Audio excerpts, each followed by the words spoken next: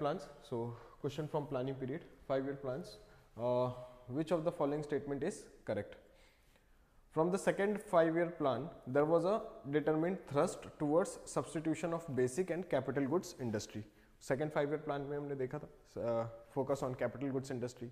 जो government public sector companies है उनका फोकस कैपिटल गुड्स पे था और जो प्राइवेट सेक्टर था उनका फोकस कंज्यूमर गुड्स पर था.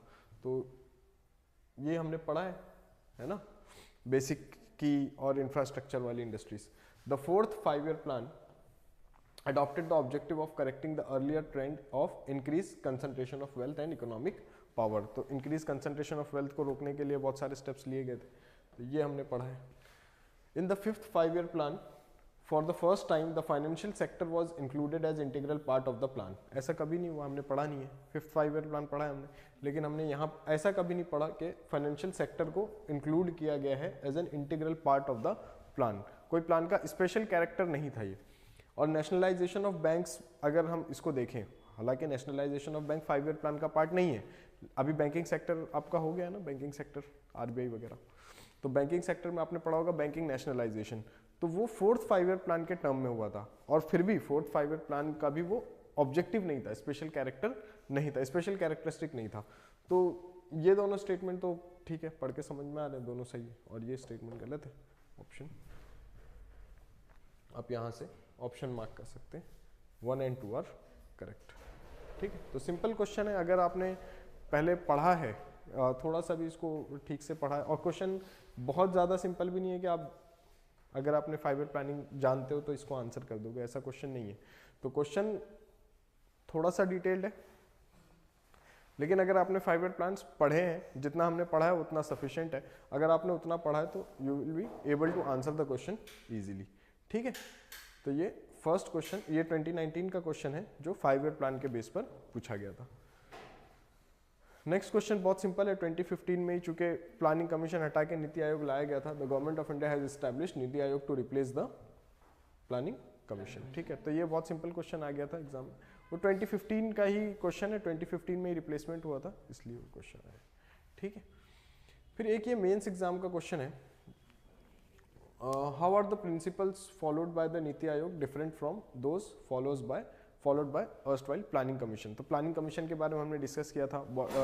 टॉप डाउन अप्रोच है, एक सेंट्रलाइज प्लानिंग कमीशन है, और सेंट्रलाइज प्लानिंग कमीशन क्या करेगी, एक प्लान बनाएगी जो सारे स्टेट्स को दिए जाएंगे और उस तरह से फंक्शन होगा, प्लान इंप्लीमेंट होंगे.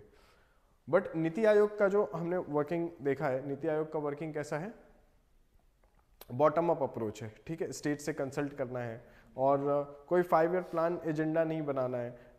At different point of time जो भी सेक्टर है जिसमें रिफॉर्म की ज़रूरत है वहाँ पर गवर्नमेंट को रिफॉर्म सजेस्ट करना है. ठीक है, तो इसका जो रिटर्न आंसर है ये इस फॉर्मेट में, ये मैम ने थोड़ा इसको कन्वर्ट कर दिया है उसमें वर्ड में. मैं आपको क्या करूँगा, मैं आपको एग्जैक्ट आंसर जो है ना, जैसे एग्ज़ाम में आपको लिखना है, एग्ज़ाम में आप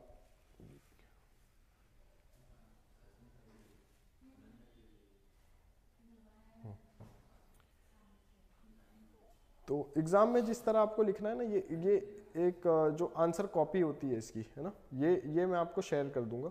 देख लेता हूँ मैं क्या फिजिबिलिटी है उसमें, ग्रुप में मैं कुछ सेंड कर सकता हूँ किस तरह से. तो ये इसकी मैं एक कॉपी आपको उसमें भेज दूंगा ग्रुप में. ठीक है, जैसे आप देख सकते हो अब ये क्वेश्चन है कि नीति आयोग और प्लानिंग कमीशन, नीति आयोग के क्या प्रिंसिपल्स हैं और प्लानिंग कमीशन के क्या थे, कैसे दोनों डिफरेंट हैं. तो अब पहले तो आप इंट्रोडक्शन दे दोगे. इंट्रोडक्शन में आप क्या लिखोगे, थोड़ा सा नीति आयोग को इंट्रोड्यूस कर दो या प्लानिंग कमीशन, या दोनों को इंट्रोड्यूस कर दो. अभी मैंने क्या किया, मेरे पास स्पेस ज़्यादा है. देखो ये 150 वर्ड 250 वर्ड के लिए आंसर आते हैं आपको एग्जाम में. एक आता है 150 वर्ड के लिए 10 मार्क, एक आता है 250 वर्ड के लिए 15 मार्क्स का क्वेश्चन. तो depending upon your word limit आप थोड़ा सा इंट्रोडक्शन ले सकते हो. अभी मुझे तो एक मॉडल आंसर लिखना है, तो मैंने क्या किया, दोनों को इंट्रोड्यूस कर दिया. आप दोनों में से किसी एक को इंट्रोड्यूस कर सकते हो. ठीक है, जैसे नीति आयोग को आपने कर दिया, national institution for transforming India, NITI Aayog setup in 2015 is a policy think tank. तो नीति आयोग के साथ क्या वर्ड यूज होता है, ये पॉलिसी थिंक टैंक है, गवर्नमेंट के लिए पॉलिसी सजेस्ट करते हैं. Policy think tank of the union government that aims to involve the states in economic and development policy making in India. It replace the erstwhile planning commission in India. इतना आप लिख दोगे, ये आपका एक introduction हो गया, इस आंसर का इंट्रोडक्शन हो गया। अगर आपको नीति आयोग से इंट्रोड्यूस नहीं करना है, प्लानिंग कमीशन से इंट्रोड्यूस करना है, तो आप प्लानिंग कमीशन को ले सकते हो। प्लानिंग कमीशन दोनों में से कोई एक, इतना वर्ड लिमिट नहीं है ना फिर आपके पास। Planning Commission of India was an institution set up by a resolution of the Government of India in March 1950. It formulated India's 5-year plans along with the responsibility of assessing all the resources of the country. ये हमने पढ़ रखा है पूरा, है ना। Resources of the country, enhancing scarce resources, drafting plans for the most productive and balanced usage of them for the economic development of the nation. ये दोनों में से कोई एक आपने लिख के इंट्रोड्यूस कर दिया कि प्लानिंग कमीशन क्या है, नीति आयोग क्या है। अब इसके बाद the principles governing NITI Aayog that are different from planning commission. अब ये आप या तो टेबुलर फॉर्म में लिख सकते हो। अब टेबुलर फॉर्म में होता ये है कि आप फिर दो वर्ड की एक लाइन हो जाती है, क्योंकि स्पेस कम होता है, विड्थ कम होती है कॉपी में। अब आप उसमें एक टेबल बना दिया आपने, तो एक कॉलम में ज़्यादा से ज़्यादा 3 वर्ड आएंगे। तो उससे बेटर है कि आप जो डिफरेंस वाला पॉइंट है उसको हेडिंग बना लो और 2 पैराग्राफ लिख लो। जैसे अभी मैं आपको बताता हूँ, जैसे ये कोऑपरेटिव फेडरलिज्म है। कोऑपरेटिव फेडरलिज्म पॉलिटी में पढ़ा होगा आपने, है ना। Federalism is a basic structure of the constitution, part of basic structure. To foster cooperative federalism NITI Aayog recognises. अब आप क्या कर रहे हो, एक पैराग्राफ में नीति आयोग का लिख रहे हो, या नीति आयोग का लिखा, उसी में प्लानिंग कमीशन का लिख दिया और एक एग्जाम्पल लिख दिया। एग्जाम्पल थोड़ा सा इंपॉर्टेंट इसलिए है कि एग्जाम्पल के अलावा बाकी लोगों के आंसर सेम ही होंगे। जिसने भी प्लानिंग कमीशन और नीति आयोग पढ़ा है उसको पता है कि ठीक है, कोऑपरेटिव फेडरलिज्म में नीति आयोग का बॉटम अप अप्रोच है, सारे स्टेट को कंसल्ट करके फिर पॉलिसी ड्राफ्ट की जा रही है। प्लानिंग कमीशन में ये है कि एक सेंट्रल अप्रोच है और एक प्लान बना दिया गया और सारे स्टेट को इम्प्लीमेंट करने के लिए दे दिया गया। ये इतना तो सबको पता रहेगा। ये जो एग्जाम्पल है यही आपके आंसर को क्या करेगा, यूनिक बनाएगा, थोड़ा डिफरेंट बनाएगा। तो एग्जाम्पल सही से कोट करने। अब मैं एग्जाम्पल आपको बता दे रहा हूँ, ये कॉपी आपको मिल जाएगी, ठीक है। एक बार देख लेना, ऐसे ही ऑनलाइन भी मिल जाएगी, मैं दे दूंगा, तो फिर वो ऐसे PDF एक बार पढ़ लेना, समझ में आ जाएगा क्या कैसे ढूंढना है। और हाँ हाँ मैं पूछ लेता हूँ।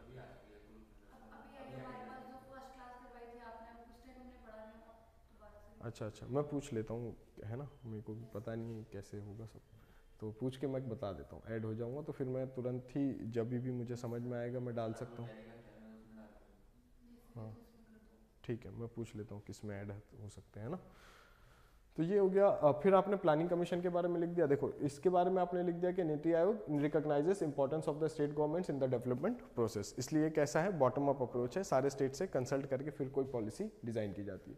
Planning commission had more centralised approach with limited involvement of state governments. बस बहुत ज़्यादा नहीं लिखना है क्योंकि वर्ड के लिमिट्स हैं आपके पास। इतना लिख दिया आपने। एक डिस्टिंग्विश दे दी यहाँ पर। क्या डिस्टिंग्विश दे दी कि नीति आयोग जो है ये स्टेट गवर्नमेंट को कंसल्ट करके बना रहा है पॉलिसी, जो भी पॉलिसी बन रही है। और जो प्लानिंग कमीशन है उसमें ऐसा अप्रोच नहीं है। प्लानिंग कमीशन का अप्रोच कैसा है, स्टेट गवर्नमेंट का इन्वॉल्वमेंट कम है, मोर सेंट्रलाइज्ड अप्रोच है।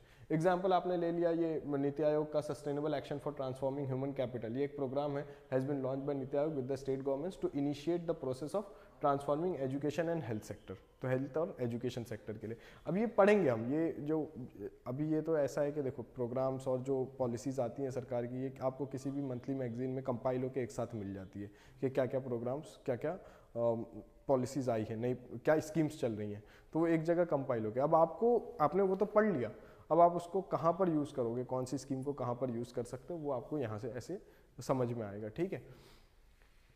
बाकी जब हम एक चैप्टर पढ़ेंगे अभी इकोनॉमी में, ग्रोथ एंड डेवलपमेंट, तो वहाँ पर हम काफ़ी सारे स्कीम्स को डिस्कस करेंगे।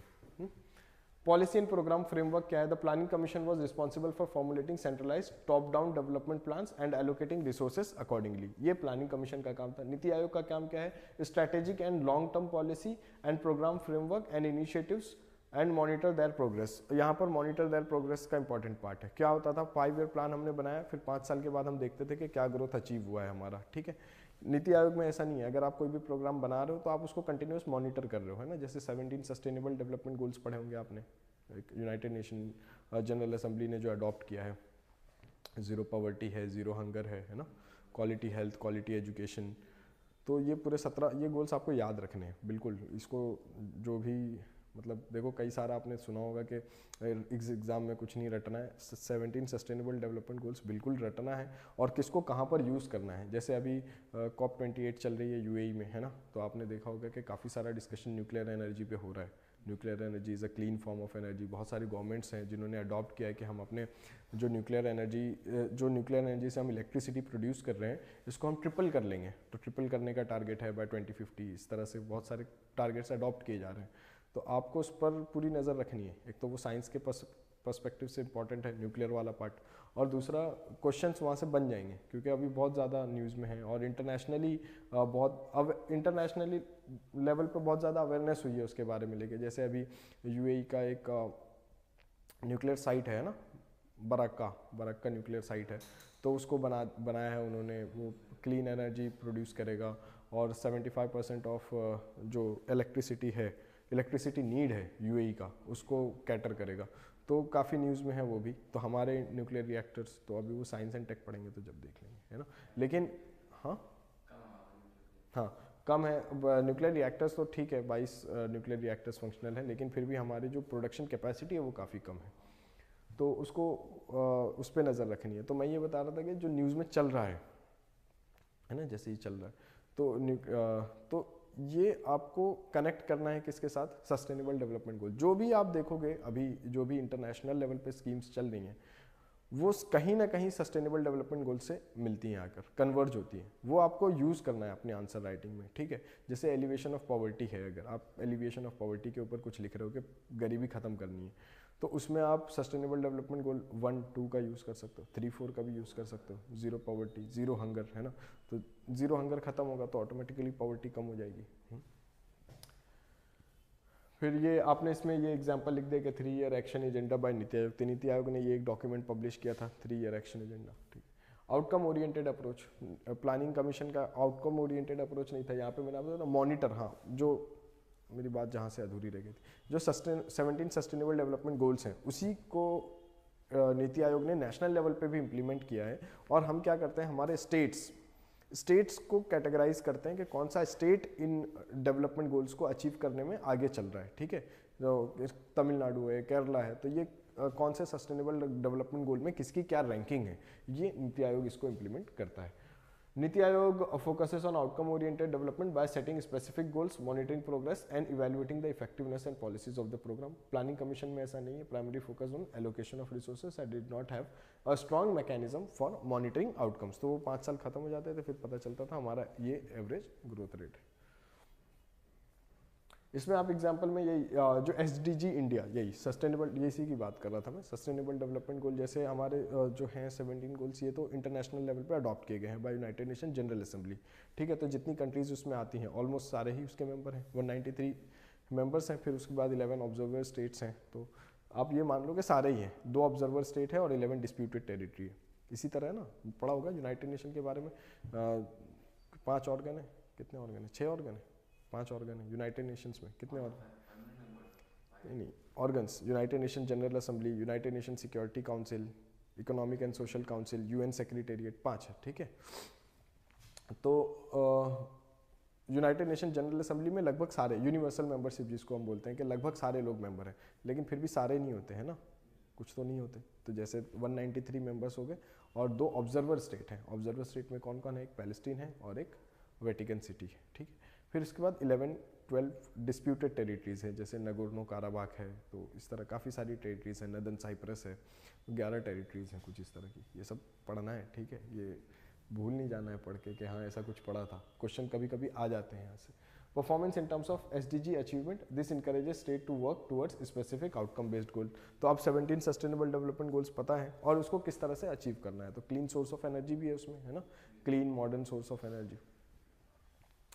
नॉलेज एंड एक्सपर्टीज, तो नीति आयोग में जो एक्सपर्ट्स का इन्वॉल्वमेंट ज़्यादा है। NITI Aayog emphasises the utilisation of domain expertise, ठीक है। तो कौन अपने फील्ड में कितना ज़्यादा एक्सपर्ट है। Research, data driven decision making and leverage technology to address development challenges. Planning commission relied more on administrative expertise, ठीक है। IAS लोगों को रख लिया, वो उन्होंने बता दिया, ठीक है। तो एडमिनिस्ट्रेशन के एक्सपर्टीज से पॉलिसी फ्रेमवर्क बनाया जा रहा है जो कि कहीं ना कहीं डोमेन एक्सपर्टीज़ का काम होना चाहिए, ठीक है, समझ में आ रहा है ना। जैसे अगर आईटी सेक्टर को ग्रो कराना है तो आईटी सेक्टर में अगर कोई अभी जैसे बयान दे दिया था ना उन्होंने 72 आवर्स काम करना चाहिए, नारायण मूर्ति, तो इस तरह के लोगों को अगर हम ले सकते हैं, ये प्रेप टॉक्स के लिए नहीं कि आप उनको बुला के कुछ भी बात पूछ रहे हो, इनको हम यूटिलाइज कर सकते हैं, इनकी एक्सपर्टीज़ को आईटी प्रोग्रेस में, है ना, कैसे हम आईटी में प्रोग्रेस कर सकते हैं एज अ कंट्री। तो गवर्नमेंट के क्या ऑब्जेक्टिव्स होने चाहिए, गवर्नमेंट को क्या पॉलिसीज चेंज लाने चाहिए, इसके लिए आप इनको यूज़ कर सकते हो, तो वो अपने डोमेन एक्सपर्ट्स हो जाते हैं। थिंक टैंक फंक्शन देख लिया हमने। नीति प्लानिंग कमीशन मोस्टली किस पे काम करता था, एडमिनिस्ट्रेटिव एंड रेगुलेटरी रोल पर, और ये किस पे काम कर रहा है, मेनली थिंक टैंक, नए नए पॉलिसीज़ और पेपर वर्क पब्लिश होते रहते हैं नीति आयोग के, जितने भी पब्लिश होंगे सब आपके लिए इंपॉर्टेंट है, जितने भी पब्लिश होते हैं एटलीस्ट नाम और एक क्रक्स पता होना चाहिए कि ठीक है इसके ऊपर ये पब्लिश हुआ है ना। Reports on doubling farmers income, जैसे ये एक रिपोर्ट पब्लिश की थी इन्होंने, है ना, reports on doubling farmers income by 2020, holding simultaneous election in 2024, चल रहा है काफ़ी, पॉलिटी में पढ़ा होगा आपने, साइमल्टेनियस इलेक्शन होल्ड कर सकते हैं नहीं कर सकते हैं, क्या कॉन्स्टिट्यूशनल उसमें हर्डल्स आएंगे, जैसे 5 साल का टर्म होता है ना, वन इलेक्शन वन नेशन वाला, ठीक है, holding simultaneous election for state assembly as well as Lok Sabha Rajya Sabha, ठीक है, sorry Lok Sabha holding simultaneous election in 2024, 100% shift out to electrical vehicles by 2030, तो ये कुछ कुछ पेपर पब्लिश होते रहते हैं नीति आयोग के, जो भी पब्लिश होगा नीति आयोग की वेबसाइट पे जाके एक बार चेक कर लेना क्या क्या पब्लिश हुआ है, किस किस टॉपिक पे पब्लिश हुआ है, इतना थोड़ा सा उसका ओवरव्यू पता होना चाहिए, पूरा पढ़ने की ज़रूरत नहीं है। अब आपको इस पर थोड़ा सा वे फॉरवर्ड लिखना है, ये तो हो गया आपका आंसर खत्म। क्वेश्चन देखो क्या है, क्वेश्चन अगर भूल गए हो तो बता देता हूँ, आ रहा है पढ़ने में। How are the principles followed by NITI Aayog different from those followed by erstwhile planning commission, ये लिख लिया आपने, ये तो हो गया। How should the NITI Aayog work to improve alignment between the center and state as a part of team India, ठीक है, तो देख रहे हो आप अभी साउथ में जो सेंटर में सरकार है जिस पार्टी की, साउथ इंडिया में उस पार्टी की सरकार नहीं है या कम है या कम डोमिनेंस है, तो उसकी वजह से क्या हो रहा है कि जैसे ही सेंट्रल गवर्नमेंट कुछ अनाउंस करती है तो साउथ स्टेट की कुछ गवर्नमेंट से सदर्न स्टेट्स की वो बोलती है नहीं हम इसको नहीं मानेंगे, नहीं इम्प्लीमेंट करेंगे, तो ये जो टसल है उसको हैंडल करने के लिए नीति आयोग क्या कर सकता है, तो ये आप उस पर लिख रहे हो कि वे फॉरवर्ड कि कैसे alignment between centre and state करेगा टीम इंडिया में, ठीक है। तो नीति आयोग should take steps such as establishing open borders with the country for an open labour market. तो पहले देखो क्या होगा, कब तक आपको लगता है कि मैं साउथ इंडियन हूँ और मैं नॉर्थ इंडियन हूँ, जब तक आप इंटरेक्ट नहीं करते, जब आप इंटरेक्ट करते हो तो लगता है सब कुछ सेम है, तो ओपन बॉर्डर होना चाहिए, लेबर की मूवमेंट आसान होनी चाहिए, ये सारी चीज़ें। Facilitating effective implementation of national programmes that promote job creation, तो नेशनल प्रोग्राम की वजह से क्या होगा कि नेशनल प्रोग्राम किसी स्पेसिफिक स्टेट के लिए नहीं है, तो उससे क्या होगा कि जॉब की प्रमोशन भी जिसकी है उसकी इफेक्टिव इम्प्लीमेंटेशन होना चाहिए, ऐसा नहीं होना चाहिए कि किस जो रीजनल डिस्पैरिटी की हम बात कर रहे थे प्लानिंग कमीशन पढ़ते समय, कि ऐसा नहीं होना चाहिए कि किसी स्टेट को ज़्यादा बेनिफिट मिल रहा है किसी स्टेट को कम बेनिफिट मिल रहा है। हाँ, इक्विटी का कॉन्सेप्ट लगेगा कि किसी स्टेट को इसकी ज़्यादा ज़रूरत है किसी स्टेट को कम ज़रूरत है, वो तो आप पढ़ते हो पॉलिटी में ना, इक्विटी बिफोर इक्वालिटी पढ़ा होगा कि पहले सबको बराबर किया जाए उसके बाद बराबरी लाई जाए, है ना। फिर improve the quality of the labour force and enhance ease of doing business, तो ईज ऑफ डूइंग बिजनेस की वजह से क्या होगा, कैपिटल का फ्लो होता है एक स्टेट से दूसरे स्टेट में, लेबर का फ्लो होता है एक स्टेट से दूसरे स्टेट में। Ensuring high quality public expenditure particularly capital expenditure, capital expenditure क्या है, रेवेन्यू एक्सपेंडिचर क्या है, अभी हम बजट वाला टॉपिक पढ़ेंगे, फिजिकल पॉलिसी, तो उसमें डिस्कस करेंगे कि ये किस बारे में ये बात हो रही है। इंश्योरिंग पॉलिसी क्या है, इसलिए आंसर राइटिंग स्टार्ट में कहीं नहीं कराया जाता क्योंकि बहुत सारे टॉपिक्स बाकी रहते हैं, तो एक कन्वर्जेंस नहीं मिलता है सारे टॉपिक का, हम लेके चल रहे हैं क्योंकि ठीक है इसमें से 50% भी समझ में आ गया तो आ गया ना, 50% आंसर तो प्रिपेयर्ड हो गया, बाकी कुछ आप आगे के टॉपिक्स पढ़ोगे तो आपको खुद समझ में आ जाएगा कौन से टॉपिक को कैसे इंटीग्रेट करना है इसमें, है ना। Generating conversation about climate change with respect to, कहीं भी अभी तो जहाँ भी आपको लग रहा है कि क्लाइमेट चेंज को डाला जा सकता है किसी भी आंसर में, बिल्कुल डाल दो उसको क्लाइमेट चेंज को, ठीक है। Climate resilient behaviour, mitigation strategy, adaptation strategy, जो भी समझ में आता है कि यहाँ पर ये फिट होता है वो फिट करना है, बिल्कुल करना है, क्योंकि अभी वही चल रहा है, अभी क्या है तो क्या चल रहा है, तो क्लाइमेट चेंज ही चल रहा है, ठीक है। तो आत्मनिर्भर भारत यहाँ पे आपने इसमें लिख दिया कि ये स्टेट ये जो भी स्टेप्स हैं ये किसको पुश करेंगे, आत्मनिर्भर भारत को। और आत्मनिर्भर भारत और क्लोज्ड इकोनॉमी दोनों में फ़र्क है। आत्मनिर्भर भारत का ये मतलब नहीं हम क्लोज्ड इकोनॉमी हो जाएंगे, बाहर से कुछ इंपोर्ट ही नहीं करेंगे, ऐसा नहीं है। आत्मनिर्भर भारत मतलब ठीक है सेल्फ सफिशिएंसी चाहिए, लेकिन हम प्रोमोट एक्सपोर्ट को भी इसमें प्रोमोट कर रहे हैं। एक्सपोर्ट प्रोमोट करने के लिए इंपोर्ट भी करना है, कई सारी चीज़ें इंपोर्ट भी करनी है, ठीक है, ऐसा नहीं है कि इंपोर्ट नहीं करना है। तो ये जो आंसर शीट है देखो, ये तो लिखी हुई है ना, ये मैंने लिख दिया था, लेकिन ये जो है ये मैम ने वो किया है इसको, ये जो है ना ये वही है, वही सारी चीज़ें मैम ने इसको वो किया था, क्या बोलते हैं उसको, हाँ कन्वर्ट किया है जो भी टेक्स्ट फॉर्म में, ठीक है।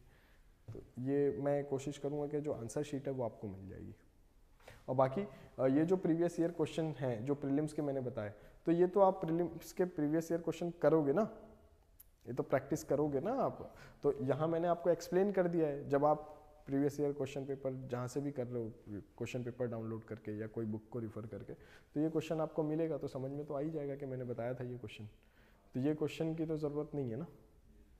मेंस का जो आंसर है वो मैं भेज दूंगा, क्योंकि मेंस का solution book to book, person to person सब वेरी होता है, कोई कुछ और लिखेगा, कोई किसी और अप्रोच से लिखेगा, है ना। तो इसमें का एक ही क्वेश्चन है अभी 2019 का, तो you can expect more question from this topic.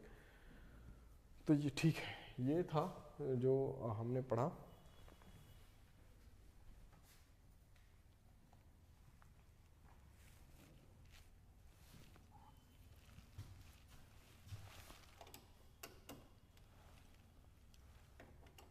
ठीक है, तो यहाँ पे एक मॉड्यूल आपका खत्म होता है प्लानिंग पीरियड वाला, है ना।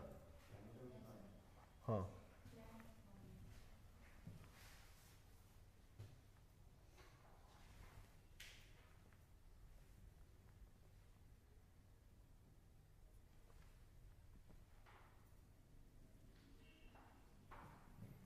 ठीक है, तो अभी हम नया टॉपिक शुरू कर रहे हैं, एलपीजी रिफॉर्म्स। लास्ट टॉपिक जो मैंने आपका जहाँ पर ख़त्म किया था, लास्ट टॉपिक जो हमने ख़त्म किया था वो 1991 इकोनॉमिक क्राइसिस था, ठीक है। तो मुझे लगता है पढ़ा होगा थोड़ा आपने उसकी नोट्स। क्या है कि जैसे जैसे टॉपिक होते जा रहे हैं ना, तो जैसे जैसे टॉपिक्स होते जा रहे हैं, अभी मैंने इसलिए प्रिंट आउट का भी इसलिए बोल दिया सर को कि आप आज ही पढ़ लोगे इसको, ठीक है। पीडी ठीक है, मैं अभी ग्रुप में ऐड हो जाता हूँ ना।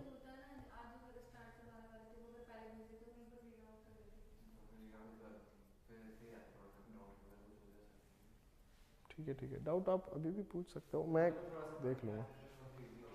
ठीक है, मैं एक बार ग्रुप का देख लेता हूँ, ग्रुप में हो जाता है तो फिर मैं पहले ही भेज दिया करूँगा। हालांकि अभी ये जो नोट्स है ये आज और कल के लिए सफिशिएंट है, संडे की जो क्लास होगी फिर उसके लिए मैं देखता हूँ नोट्स का, है ना। या तो संडे की तो microeconomics, I am planning to take microeconomics, तो उसमें तो लिखना पड़ेगा, तो ग्राफ है बनाना है, लिखना है।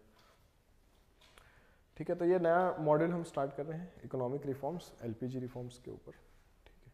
जो भी आपने पढ़ा अब तक, है ना, किसमें जो आपने अब तक इस पे पढ़ा ना प्लानिंग पीरियड में, कि क्या डेफिशिएंसी थी, कहाँ पर कितना हम अच्छा कर पाए, कहाँ पे अच्छा नहीं कर पाए, मोस्टली वो सारी चीज़ें पढ़ी।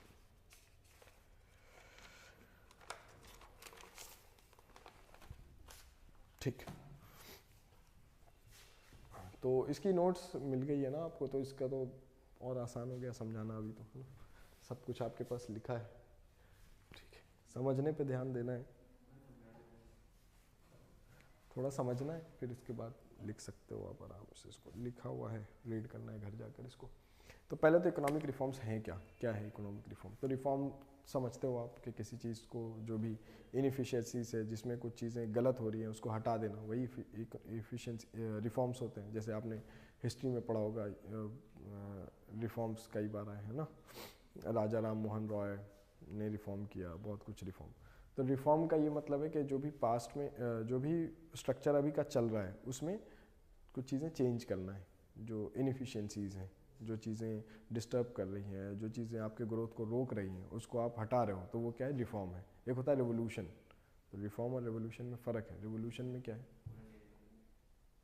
क्या, तो रेवोल्यूशन भी पढ़ा होगा ना आपने, वर्ल्ड हिस्ट्री वगैरह पढ़ा है ना, French revolution,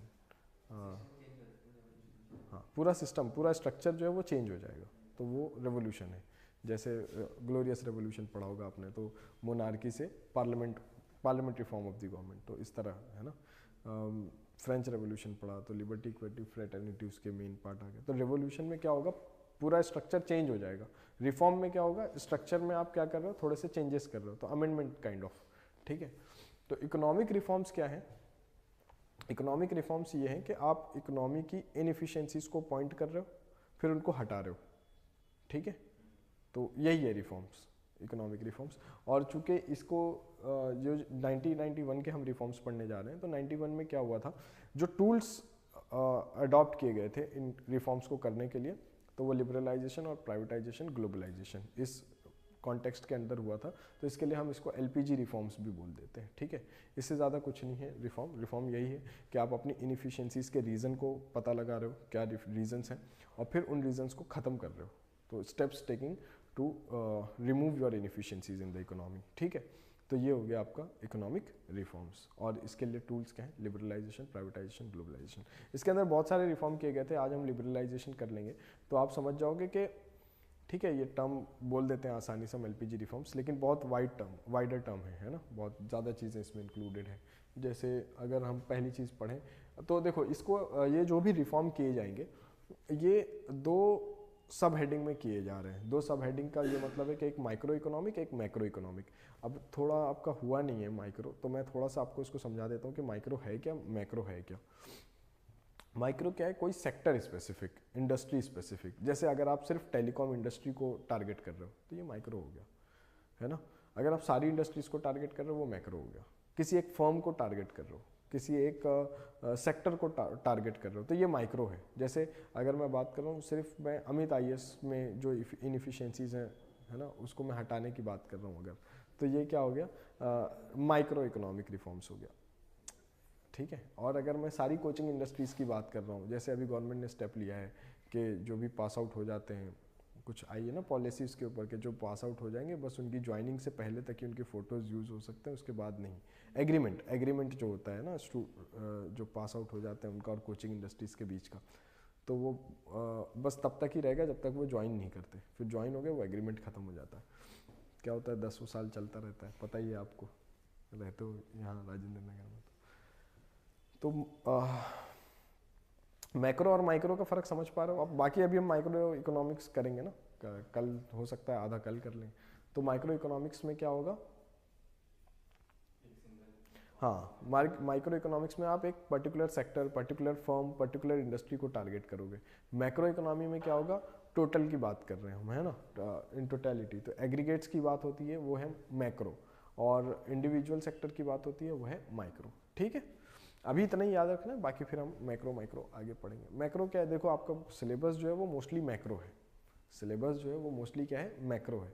micro concept wise है कि जैसे डिमांड सप्लाई आपने सुना होगा, अगर नहीं अभी पढ़ा नहीं है ना, तो डिमांड सप्लाई का जो टॉपिक है ये हम माइक्रो लेवल पे पढ़ते हैं, मैक्रो लेवल पे नहीं पढ़ते, ठीक है। हाँ, उसके प्रिंसिपल्स फिर अप्लाई करते हैं मैक्रो पे, लेकिन पढ़ते माइक्रो लेवल पर है। क्योंकि अगर आपको बात करनी है, अभी मैं अगर आपको एक्सप्लेन कर रहा हूँ कि देखो अनियन की डिमांड ज़्यादा है मार्केट में, और अनियन अभी प्राइस हाइक हो गया है ना अनियन का, खरीदते तो हो नहीं आप लोग, कुछ तो पता है नहीं, तो प्राइस हाइक हो गया है ना अनियन का मार्केट में। तो अब मेरे को अनियन का प्राइस अगर समझना है कि डिमांड और सप्लाई और कैसे प्राइस उसका बढ़ रहा है घट रहा है, तो मेरे को अनियन को ही लेके चलना पड़ेगा ना। मैं अगर सारे वेजिटेबल्स को ले लूँगा तो मैं डिमांड सप्लाई का रिलेशन नहीं समझ पाऊँगा। तो इसके लिए हम उसको पढ़ते कहाँ पर हैं, माइक्रो लेवल पे पढ़ते हैं। तो हम इस स्पेसिफिक टारगेट के साथ पढ़ते हैं, कीपिंग अदर टर्म्स कांस्टेंट, ऐसे। तो वो पढ़ने का तरीका है उसको। तो ये आ गया समझ में, इकोनॉमिक रिफॉर्म्स क्या है। रिफॉर्म्स में हम कुछ नहीं कर रहे अभी तक, जो हम पढ़ते हुए आ रहे हैं। देखो मैंने इसमें ना क्या किया, कंटिन्यूटी एक मेंटेन की है। पहले हमने पढ़ा था India at the eve of independence, तो 1947 का हमने पढ़ा कि 1947 में, मैं वीडियो में आ नहीं रहा है ना, थोड़ा सा मैं इधर कर लेता हूँ। ये देखते हो आप लोग, ये वीडियो जो रिकॉर्ड होती है ऐप में, थोड़ा मैं इधर आ जाता हूँ, तो कोई देखेगा, ऐसे ही कोई नहीं आता है देखो क्लास में, कोई देखेगा कौन, मैं वीडियो में दिखूंगा नहीं, तो ऐसा लगेगा वॉइस ओवर है।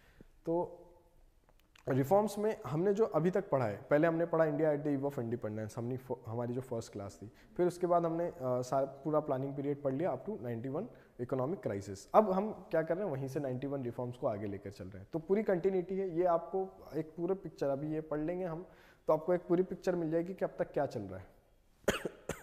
सॉरी, ठीक है। फिर उसके बाद हम दूसरे टॉपिक्स लेंगे तो आपको क्लियर हो जाएगा। मतलब एक इंडियन इकोनॉमी का जो परसेप्शन बिल्ड होना चाहिए वो आपका यहाँ पर बिल्ड हो जाएगा। और क्वेश्चंस तो मैं बता ही दूंगा, जो जो क्वेश्चन एग्जाम में आए हैं फिर वो हम करते ही हैं लास्ट में। क्लासेस थोड़ी इससे बढ़ जाएंगी, है ना। जैसे मान लो अगर 15 क्लासेस अलॉट हुई हैं तो वो 18 हो सकती है, 20 हो सकती है। क्वेश्चंस कर रहे हैं ना हम, इस वजह से। अगर क्वेश्चंस नहीं करेंगे तो नहीं, लेकिन फिर मैं क्वेश्चंस नहीं कराऊंगा तो आपको लगेगा मैं खाली बातें करके चला गया, क्योंकि लिख भी नहीं रहे हो आप ऐसे ही। तो इसलिए क्वेश्चंस कर लेंगे तो आपको लगेगा हाँ ठीक है, कुछ बातों से कुछ क्वेश्चन सॉल्व हो रहे हैं। अब मैक्रो इकोनॉमिक और, अच्छा दोनों मैक्रो मैक्रो लिख दिया, ये माइक्रो है, ठीक है। नोट्स में सही है, ये क्या है बाद में, नोट्स के बाद मैंने इसको बनाया है, तो ये नोट्स में सही मिलेगा आपको, बस यहाँ पर थोड़ा इसमें गलत हो जाता है। तो माइक्रो इकोनॉमिक स्ट्रक्चरल रिफॉर्म है। अब देखो आप इसमें हम इंडिविजुअल की बात कर रहे हैं, स्टील एंड एल्यूमिनियम इंडस्ट्री।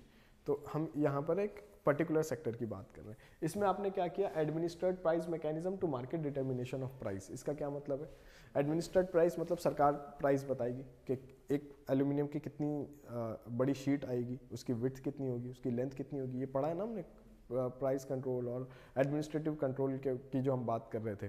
जो रेट्रोग्रेशन वाला पीरियड अगर आप याद करोगे कि जो स्ट्रक्चरल रेट्रोग्रेशन वाला पीरियड था, उसमें हमने जो अपने पास्ट गेन्स को गिव अप कर दिया और हमारा ग्रोथ रेट डिक्लाइन हुआ, वो किस वजह से डिक्लाइन हुआ। तो एक चीज़ उसमें थी एडमिनिस्ट्रेड प्राइस मैकेनिज्म, कि सरकार प्राइस तय करती थी, सारे जो प्रोडक्शन डिसीजन हैं ये गवर्नमेंट ले रही थी, है ना।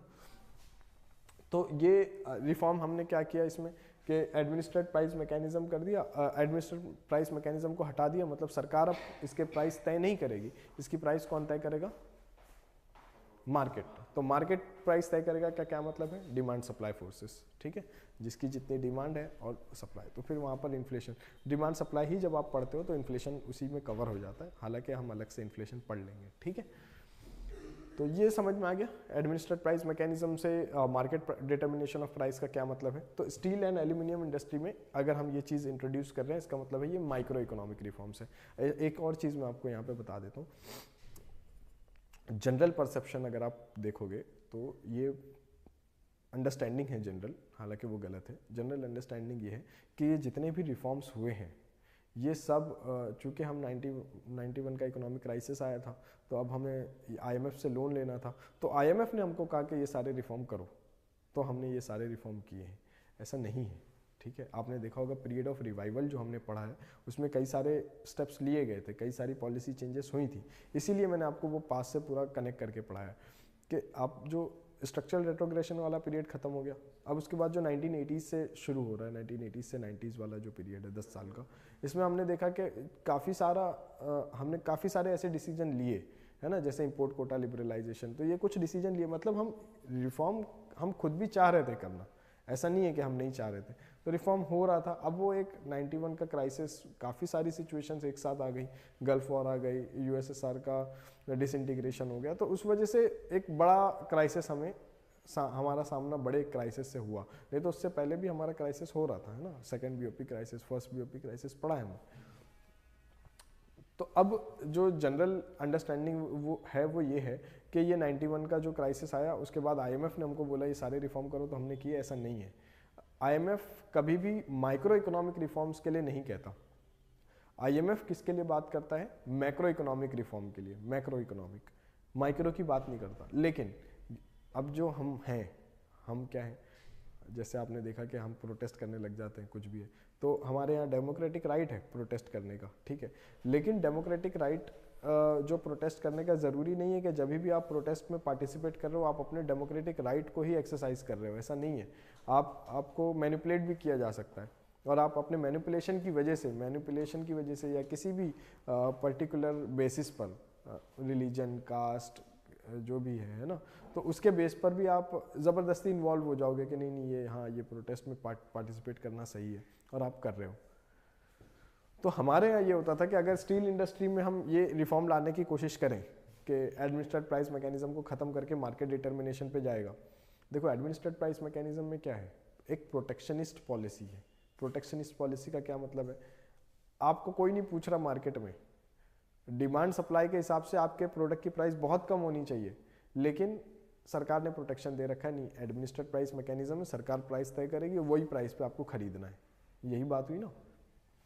तो अब मान लो आप एक इंडस्ट्री हो, आपकी एक इंडस्ट्री है, स्टील की इंडस्ट्री है, और आपके यहाँ क्या चल रहा है, एडमिनिस्ट्रेड प्राइस मैकेनिज्म चल रहा है, आप बहुत इनएफिशिएंट हो, आपकी प्रोडक्शन में कोई इफ़िशिएंसी नहीं है, जो आपके प्रोडक्ट का आइडियली दाम होना चाहिए मार्केट में 10 रुपये, लेकिन सरकार आपको आइडियली क्या दाम दिलवा रही है, 20 रुपये दिलवा रही है, ठीक है।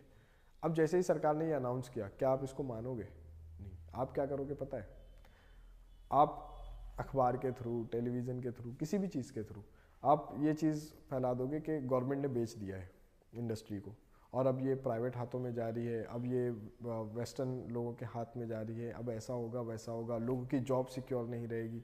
एयर इंडिया में एयर इंडिया को प्राइवेटाइज करने के लिए कितने इश्यूज आए कि पायलट जॉबलेस हो जाएगा, पायलट जॉबलेस हो जाएगा, उसकी फिक्र करनी है हमें।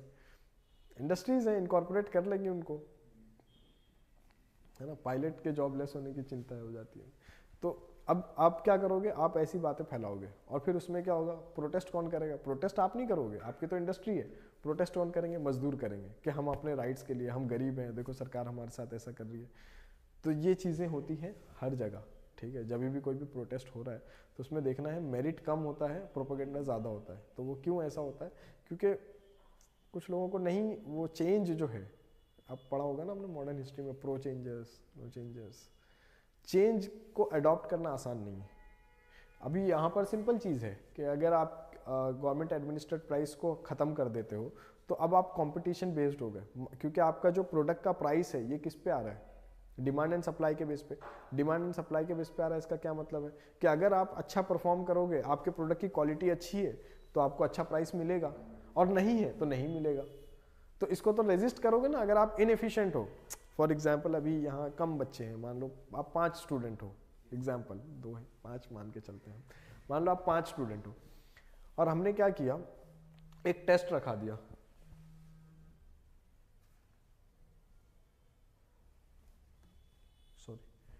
हमने एक टेस्ट रखा दिया। अब 5 बच्चों में मान लो किसी एक ने बहुत अच्छा परफॉर्म कर लिया। अब अगर मुझे उसे खुश रखना है तो मुझे नहीं बताने की ज़रूरत है कि आप दूसरे टेस्ट भी दो, है ना, या चलो बड़ा टेस्ट सीरीज़ रख लेते हैं, 100 लोगों को बुला लेते हैं, हाँ हाँ आपने अच्छा परफॉर्म किया, 7 लोगों में से आप अच्छा परफॉर्म कर रहे हो, बता दिया। क्या वो उससे प्रॉब्लम सॉल्व होगी या प्रॉब्लम बढ़ेगी? प्रॉब्लम बढ़ेगी, आप इनएफिशिएंट हो जाओगे। हाँ मैं 7 लोगों में तो 5 लोगों में तो मैं अच्छा परफॉर्म कर रहा हूँ, मुझे ज़रूरत ही नहीं है। आ रहे समझ? तो कंपटीशन में नहीं जाना चाह रहे हो, क्यों? इनएफिशिएंट हो, पढ़ना नहीं चाह रहे हो। अब ये क्या है, ये कंपटीशन में नहीं जाना चाहेंगे। तो हुआ जो क्रक्स है डिस्कशन का वो ये है कि हमने क्या किया, हमने बहुत सारे माइक्रो इकोनॉमिक रिफॉर्म्स कर दिए और हमने बोला आईएमएफ करवा रही है।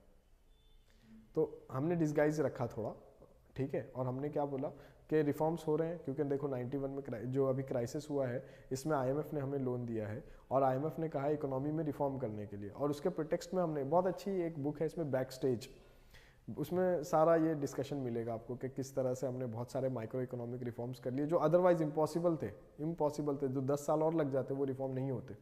तो वो कई सारे रिफॉर्म हमने कर लिए, है ना। पढ़ने की ज़रूरत नहीं है, बुक का भी कोई बुक नहीं, सिर्फ सिलेबस पढ़ना है, क्वेश्चन सॉल्व करने हैं, एग्जाम क्रैक करना है। एग्जाम के बाद बहुत सारा टाइम मिलेगा बुक पढ़ने के लिए, बहुत सारी बुक्स मैं बता दूंगा, अलग से लिस्ट शेयर कर दूंगा कौन सी बुक पढ़नी है, अभी कोई बुक नहीं पढ़नी है, ठीक है। तो ये सब जो बातें मैंने बताई ये मेरी मनगढ़ंत बातें नहीं है, ठीक है। तो ये हो गया माइक्रो इकोनॉमिक रिफॉर्म। जैसे दूसरा देख सकते हैं आप टेलीकॉम सेक्टर, तो टेलीकॉम सेक्टर में government control monopoly to private competition. अब गवर्नमेंट कंट्रोल्ड मोनोपोली का क्या मतलब है, एक ही सर्विस प्रोवाइडर है ना, बीएसएनएल है, एमटीएनएल है, यही सर्विस प्रोवाइडर है, और प्राइवेट कंपटीशन नहीं है। तो प्राइवेट कंपटीशन नहीं है इसका क्या मतलब है कि आप देखो कितने इनएफिशिएंट होते थे। टेलीफोन कनेक्शन के लिए 2-2 साल तक एप्लीकेशन पड़ा रहता था, आपको टेलीफोन कनेक्शन लेना है उसके लिए 2 साल से एप्लीकेशन पड़ा हुआ है आपका, आपको मिलता नहीं था इतना। चलो वो तो छोड़ दो, आप सिंपल एग्जांपल अगर आपको याद हो, पहले केबल प्रोवाइडर होते थे, जो घर में टीवी आता था उसमें केबल आता था और उससे आप कुछ चैनल्स देख पाते थे। अब आप देखो उसके बाद डिश टीवी आ गया, है ना। दोनों में फ़र्क देख लो आप। अगर थोड़ा सा भी कुछ गड़बड़ हुआ है, आपने फ़ोन किया अपने सर्विस प्रोवाइडर को, वो बोलेगा लड़का है नहीं, अभी नहीं हो पाएगा, 2 दिन वेट करो, 1 दिन वेट करो, और कुछ नहीं आ रहा है टीवी पे, और मंथली तो आपको बिल आ ही रहा है, वो देना है। अब देखो डिश टीवी आ गया, आपको फ्री में दे रहे हैं, ये इसमें ये इतने चैनल आप फ्री में देख सकते हो, इसमें ये फ्री में देख सकते हो, क्यों दे रहे हैं? कंपटीशन। पहले कंपटीशन नहीं था, एक लोकल एरिया होता था, वो उस पर चलता था सारा सिस्टम। अब कंपटीशन आ गया है, आप नहीं दोगे तो कोई दूसरा देगा, सबको सब्सक्राइबर्स चाहिए, तो अब इस वजह से आप देखोगे बिहेवियर चेंज हो गया है काफ़ी सर्विस प्रोवाइडर का। अब केबल वाला तो बेचारा है नहीं, ठीक है। तो ये समझ में आ गया आपको टेलीकॉम सेक्टर में जो रिफॉर्म है। ये मैंने कुछ ऐसी एग्जांपल्स इसलिए दिए कि ये चीज़ें आपने देखी होगी, ऐसा देखा है आपने, ये कुछ मैं बाहर की बात तो कर नहीं रहा। दूसरी चीज़ है जो मेन, ये मैक्रो इकोनॉमिक स्टेबलाइजेशन जो है, ये आईएमएफ का पार्ट था कि आप ये कुछ ऐसे रिफॉर्म्स करो जिससे मैक्रो इकोनॉमी स्टेबल हो। अभी मैक्रो इकोनॉमिक स्टेबलाइजेशन होता क्या है? एक तो fiscal deficit in control. Fiscal deficit क्या है ये हमने पढ़ा था, अभी हमने वो डिटेल में नहीं पढ़ा है, लेकिन इतना तो मैंने आपको बता दिया था, जो रेवेन्यू आता है और जो एक्सपेंडिचर है। तो रेवेन्यू कम आ रहा है, एक्सपेंडिचर ज़्यादा है, तो जो डिफरेंस है वो फिस्कल डेफिसिट है। इसको हम बजट में पढ़ेंगे, बजट में पूरा फिस्कल डेफिसिट डिटेल में पढ़ना है, इस पर एनालिसिस भी है, एग्जाम में क्वेश्चन भी आया है, कई बार मेंस में भी आया है, प्री में भी आया है। तो फिस्कल डेफिसिट हम पढ़ेंगे डिटेल में, लेकिन इतना आपको अभी जनरल अंडरस्टैंडिंग है कि गवर्नमेंट का जो रेवेन्यू है ये कम है और एक्सपेंडिचर ज़्यादा है, तो जो गैप आ रहा है उसमें आमदनी अठन्नी खर्चा रुपया, तो वही है फिस्कल डेफिसिट, 8 आना डेफिसिट हो गया आपका। Current account deficit in control. Current account जो डेली बेसिस पे या जो ईयर ऑन ईयर बेसिस पे जो ट्रांजैक्शंस होते हैं, करंट अकाउंट और कैपिटल, एक कैपिटल अकाउंट है, एक करंट अकाउंट है, ठीक है। तो करंट अकाउंट डेफिसिट कंट्रोल में होना चाहिए। करंट अकाउंट डेफिसिट भी कब होगा? जब आपका फॉरेन से कम पैसा आ रहा है और यहाँ से ज़्यादा पैसा जा रहा है, तो करंट अकाउंट डेफिसिट में चला जाए। हाँ, ईयर ऑन ईयर बेसिस पे, जैसे जो रेमिटांसेस आ रहे हैं, जो यहाँ से प्रॉफिट बाहर जा रहा है, जो बाहर से प्रॉफिट, अब जैसे इंडिया यहाँ पे फॉरेन कंपनी है, तो प्रॉफिट कहाँ जाएगा? बाहर चला जाएगा। इसी तरह कुछ इंडिया की कंपनी होगी फॉरेन में, तो वहाँ से प्रॉफिट यहाँ आता होगा, तो ये जो गैप क्रिएट होगा ये क्या है? आपका करंट अकाउंट डेफिसिट। हाँ हाँ, ये मेन वही है, इंपोर्ट एक्सपोर्ट का ही है, इसके अलावा भी और चीज़ें होती हैं। तो मेन जो करंट अकाउंट डेफिसिट है इंपोर्ट एक्सपोर्ट के बेस पे है। तो एक्सपोर्ट आप क्या कर रहे हो? ज़्यादा कर रहे हो। अगर आप एक्सपोर्ट ज़्यादा कर रहे हो तो ज़्यादा रेवेन्यू अर्न कर रहे हो ना, फॉरेन करेंसी, ज़्यादा फॉरेन करेंसी अर्न कर रहे हो। और अगर आप एक्सपोर्ट कम कर रहे हो, इंपोर्ट ज़्यादा कर रहे हो, तो फिर आप ज़्यादा पेमेंट कर रहे हो, तो करंट अकाउंट में डेफिसिट आ जाएगा, ठीक है। बैलेंस ऑफ पेमेंट का पार्ट है, जब हम करेंगे तो फिर आ जाएगा समझ। और दूसरा, inflation in control with stable growth. अब इन्फ्लेशन और जो ग्रोथ है ये एक दूसरे की कॉस्ट पे होता है। एक दूसरे की कॉस्ट पे होता है का क्या मतलब है? देखो, अगर आप इन्फ्लेशन को कंट्रोल कर रहे हो, इन्फ्लेशन का मतलब क्या है? चीज़ों के दाम बढ़े हुए हैं, है ना, यही है ना इन्फ्लेशन। तो अगर चीज़ों के दाम बढ़े हुए हैं और वो बढ़ा हुआ दाम में, बढ़े हुए दाम में प्रोडक्ट बिक रहा है, तो इसका क्या मतलब है? जीडीपी बढ़ेगा, आपका ग्रोथ बढ़ेगी। अगर आप इन्फ्लेशन को कम करना चाह रहे हो, इन्फ्लेशन को कम करना चाह रहे हो, चीज़ों के दाम घटेंगे और क्या होगा? आपका ग्रोथ कम होगा। तो इन्फ्लेशन और ग्रोथ एक दूसरे की कॉस्ट पे ग्रो करते हैं। अगर आप इन्फ्लेशन बढ़ रहा है तो, लेकिन आपकी ग्रोथ क्या हो जाएगी? इसमें सेक्रीफाइस हो सकते हैं। क्यों? क्योंकि इन्फ्लेशन बढ़ गया, प्रोडक्शन कैपेसिटी है नहीं, चीज़ों की डिमांड ज़्यादा है। जैसे अभी आपको यहाँ पर 3 क्लासरूम चाहिए, अभी नहीं है ना 3 क्लासरूम, एक ही क्लासरूम है, क्योंकि 3 क्लासरूम की कॉस्ट ज़्यादा है ना। तो प्रोडक्शन कैपेसिटी पे भी डिपेंड करता है। तो इन्फ्लेशन और ग्रोथ, अभी आप क्या करोगे? इन्फ्लेशन को कम करने जा रहे हो मान लो, तो ग्रोथ आपकी हैम्पर होने लगेगी। तो आपको स्टेबल एक इन्फ्लेशन को कंट्रोल में रखना है और ग्रोथ को क्या रखना है? स्टेबल रखना है। जैसे इन्फ्लेशन को कंट्रोल में रखना है तो बैंकिंग में पढ़ा होगा आपने, मॉनेटरी पॉलिसी कमेटी है, कुछ इन्फ्लेशन का टारगेट है, क्या है? 4% प्लस माइनस 2%, है ना। तो मैक्सिमम लिमिट इन्फ्लेशन की कितनी हो गई? 2%, और मिनिमम 2% और मैक्सिमम 6%। इसी के अंडर में आपको क्या करना है? इन्फ्लेशन को रखना है, इससे ज़्यादा नहीं होने देना है, इससे कम नहीं होने देना है, ठीक है। इससे कम हो जाएगा तो ग्रोथ हैम्पर हो जाएगी, इससे ज़्यादा हो जाएगा तो चीज़ों के दाम बढ़ जाएंगे, लोगों की प्रोडक्शन कैपेसिटी घट जाएगी और विशेष साइकिल में एंटर कर जाएंगे, ठीक है। आगे समझ। तो ये आपका टारगेट क्या है, किस चीज़ के लिए है? Macroeconomic stabilisation. क्या क्या करना है? फिस्कल डेफिसिट को कंट्रोल में रखना है, करंट अकाउंट डेफिसिट को कंट्रोल में रखना है और इन्फ्लेशन को कंट्रोल में रखना है विद स्टेबल ग्रोथ। ये आपके टारगेट्स हो गए, किसको लेकर? मैक्रो इकोनॉमिक स्टेबलाइजेशन को लेकर। अब आ जाते हैं हम लिबरलाइजेशन पे, ठीक है।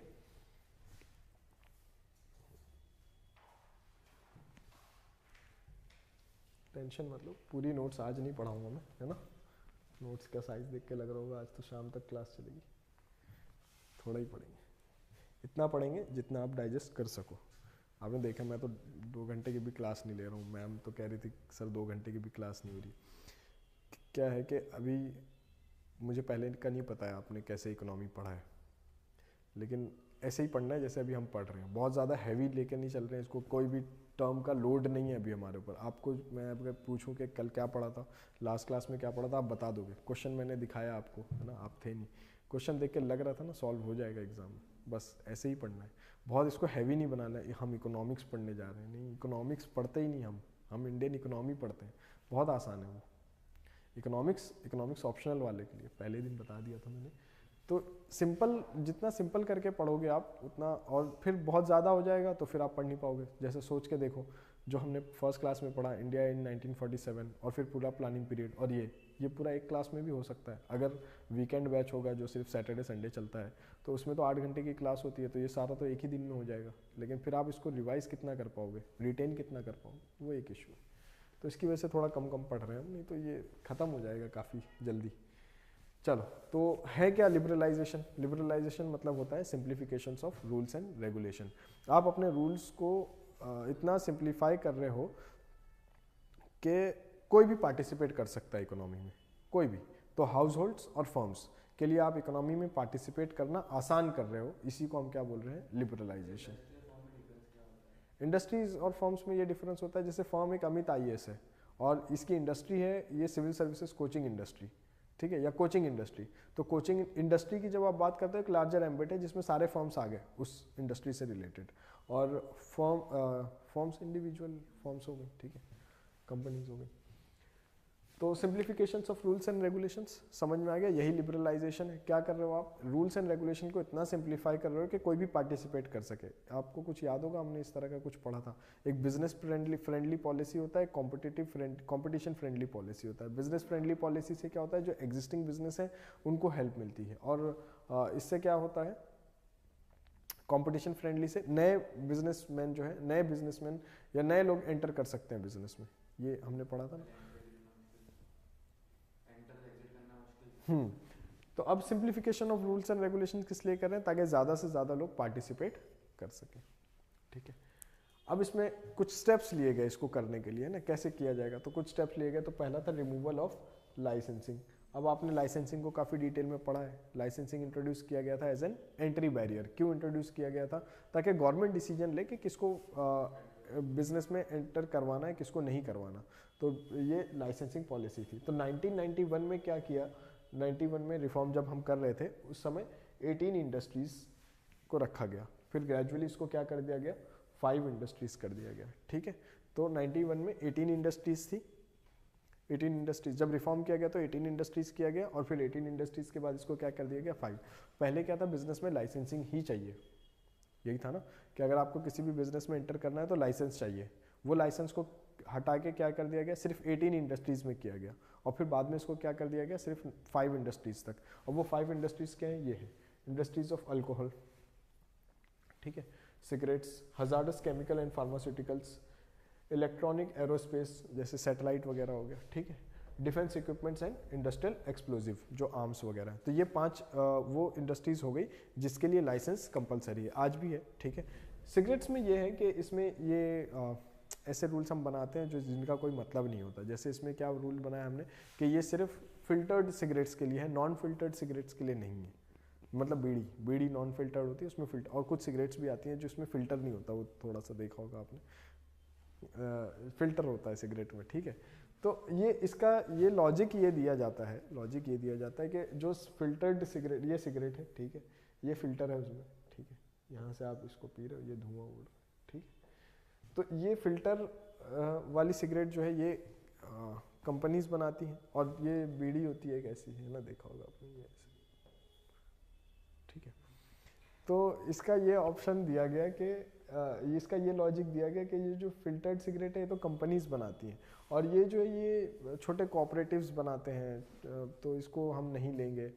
हालांकि कई कई सारी रिपोर्ट्स हैं, पढ़ लेना, मैं नहीं बताता हूँ, आप जान लोगे खुद ही कि कई सारे पार्लियामेंटेरियंस का नाम सामने आया था जिनका बीड़ी का कारखाना चलता था, ठीक है। तो इतना प्रॉफिटेबल है ये, लेकिन इसको क्या कर रहे हैं हम, इसको अनऑर्गेनाइज सेक्टर में रख रहे हैं। अनऑर्गेनाइज सेक्टर में रखने का क्या फ़ायदा है, आपको एम्प्लॉय को पीएफ नहीं देना है, एम्प्लॉय की सोशल सिक्योरिटी का बर्डन आपके ऊपर नहीं है, कॉर्पोरेट सोशल रिस्पॉन्सिबिलिटी का बर्डन आपके ऊपर नहीं है, ठीक है, टैक्सेस बच रहे हैं, तो इस तरह इसको किया जाता है।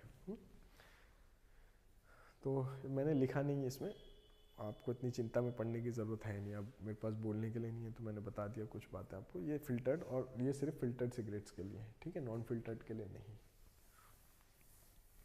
तो ये 5 इंडस्ट्रीज अभी भी हैं जिसमें लाइसेंस एंटर करना है तो लाइसेंस चाहिए, पहले सरकार से लाइसेंस लेना है, फिर आप इन चीज़ों के प्रोडक्शन में जा सकते हो।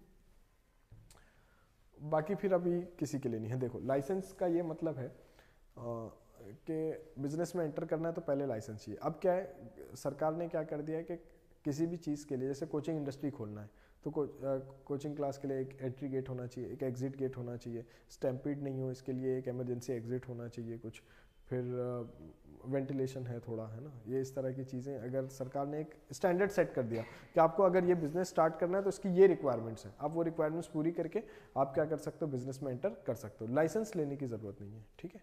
कंडीशनल बेस्ड एंट्री जिसको हम बोलते हैं, कंडीशन बेस्ड इंटरेस्ट, कि ये कंडीशन है, ये आप फुलफिल करो, आप मार्केट में एंटर कर सकते हो, लाइसेंस की ज़रूरत नहीं, ठीक है। तो ये याद रहेगा।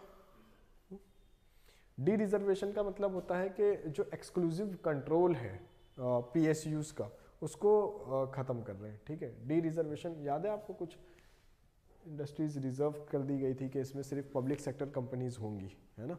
तो डी रिजर्वेशन का क्या मतलब है, 1991 में 17 इंडस्ट्रीज थी, फिर 9 हो गई, फिर 8 हो गई, और ग्रेजुअली अब कितनी है, सिर्फ 3 है। और ये 3 भी सरकार ने जो आत्मनिर्भर भारत प्रोग्राम लॉन्च किया था कोविड के टाइम, है ना, आत्मनिर्भर भारत, उसमें ये सरकार ने क्लॉज इंट्रोड्यूस किया था कि ये 3 के लिए भी अभी ये 3 इंडस्ट्रीज जो है ये भी रिजर्वेशन कैटेगरी में नहीं रहेगी और प्राइवेट सेक्टर इसमें एंटर कर सकते हैं। तो डी रिजर्वेशन का ये मतलब है कि एक्सक्लूसिव कंट्रोल जो है पब्लिक सेक्टर यूनिट्स का, जो सरकार की कंपनीज का, जो सरकार का एक्सक्लूसिव कंट्रोल है, उसको हम यहाँ पर क्या कर रहे हैं, ख़त्म कर रहे हैं। नहीं, ये नहीं है, मैं वही चाह रहा था कि आप बोलो, ये वो नहीं है, ठीक है, ये वो नहीं है। अभी आप समझे नहीं। एक्सक्लूसिव कंट्रोल का ये मतलब है, जैसे अगर टेलीकॉम सेक्टर की हम बात करें, और टेलीकॉम सेक्टर में मान लो हम एक्सक्लूसिव कंट्रोल की बात कर रहे हैं, मतलब रिजर्वेशन की बात कर रहे हैं कि रिजर्व है गवर्नमेंट के लिए, तो रिजर्व है गवर्नमेंट के लिए, इसका मतलब सिर्फ बीएसएनएल रहेगा, एमटीएनएल नहीं एयरटेल नहीं रहेगा, वोडाफोन नहीं रहेगा, कोई नहीं रहेगा, सिर्फ जियो नहीं रहेगा, कौन रहेगा, सिर्फ बीएसएनएल। जो भी सर्विस प्रोवाइड करना है कौन प्रोवाइड करेगा, बीएसएनएल। ये है एक्सक्लूसिव रिजर्वेशन फॉर पीएसयूज, कि ये इंडस्ट्री जो है टेलीकॉम इंडस्ट्री, ये किसके लिए रिजर्व हो गई, पीएसयूज के लिए, गवर्नमेंट की कंपनी ही इसमें बिजनेस कर सकती है। डी रिजर्वेशन का ये मतलब है कि बीएसएनएल वैसे का वैसे ही रहेगा, बीएसएनएल को आप खत्म नहीं कर रहे हो, लेकिन जो आप उसको प्रोटेक्शन दे रहे थे कि प्राइवेट प्लेयर से आपको कॉम्पीट नहीं करना पड़ेगा, उसको आपने खत्म कर दिया। अब क्या है, एयरटेल भी है, वोडाफोन भी है, बीएसएनएल भी है, आप कॉम्पीट करो, बिजनेस करो। प्राइवेटाइजेशन ये नहीं है, प्राइवेटाइजेशन का ये मतलब है बीएसएनएल को आपने बेच दिया, जैसे एयर इंडिया को आपने बेच दिया, प्राइवेट फर्म को बेच दिया, गवर्नमेंट का स्टेक उसमें से खत्म हो गया, गवर्नमेंट की शेयर होल्डिंग खत्म हो गई, तो किसी कंपनी को बेच देना प्राइवेटाइजेशन है, ठीक है। तो ये एक तो हो गया रेलवेज, न्यूक्लियर एनर्जी और एटॉमिक मिनरल्स, ठीक है। ये रिजर्व है अभी सरकार ने, हालांकि इसको अभी तक बजट में नोटिफाई नहीं किया है, लेकिन सरकार की पॉलिसी में है, अनाउंस कर दिया है कि ये भी अब रिजर्व नहीं रहेंगे, मतलब इसमें प्राइवेट प्लेयर एंटर कर सकते हैं, प्राइवेट प्लेयर एंटर कर सकते हैं। अच्छा, अभी आप बोलोगे वो रेलवेज आपने लिखा है तो इसमें तो तेजस ट्रेन चलती है, वंदे भारत चलती है ना, तो ये तो फिर कैसे रिजर्व है। तो सरकार ने इसको इसमें लीज किया है, जो सरकार की जैसे जो रेलवे लाइन है, जो रेल की पटरियां हैं, जो स्टेशंस हैं, ये इन ट्रेनों को, तेजस हो गई, इनको यूज़ करने दे रहे हैं कि आप ट्रेन चलाओ और हमारा जो इंफ्रास्ट्रक्चर है इसको यूज़ करो। तो ये लीज करना है, ये भी प्राइवेटाइजेशन नहीं है। रेलवे का जो कोर बिजनेस है, अच्छा फिर वो कैटरिंग है या रेलवे में जो हाउसकीपिंग सर्विसेज यूज़ होती हैं, तो ये इसकी हम बात नहीं कर रहे, रेलवेज की बात कर रहे हैं। मतलब प्योर रेलवे बिजनेस जो है, जो आप ट्रेन में चढ़ के घूमने जाते हो ना, वो है रेलवे का प्योर बिजनेस। वो नहीं है कि आपको वो दाल कम मिली और पनीर नहीं मिला तो आप वो रेलवे मिनिस्टर को टैग करके ट्वीट कर दोगे, वो रेलवे का कोर बिजनेस नहीं है। ठीक है, ठीक है, लेकिन आप कंज्यूमर हो तो आप कर सकते हो कुछ भी। तो ये हो गया आपका, ये जो 3 इंडस्ट्रीज हैं ये रिजर्व है। ठीक है, ये रिजर्व है।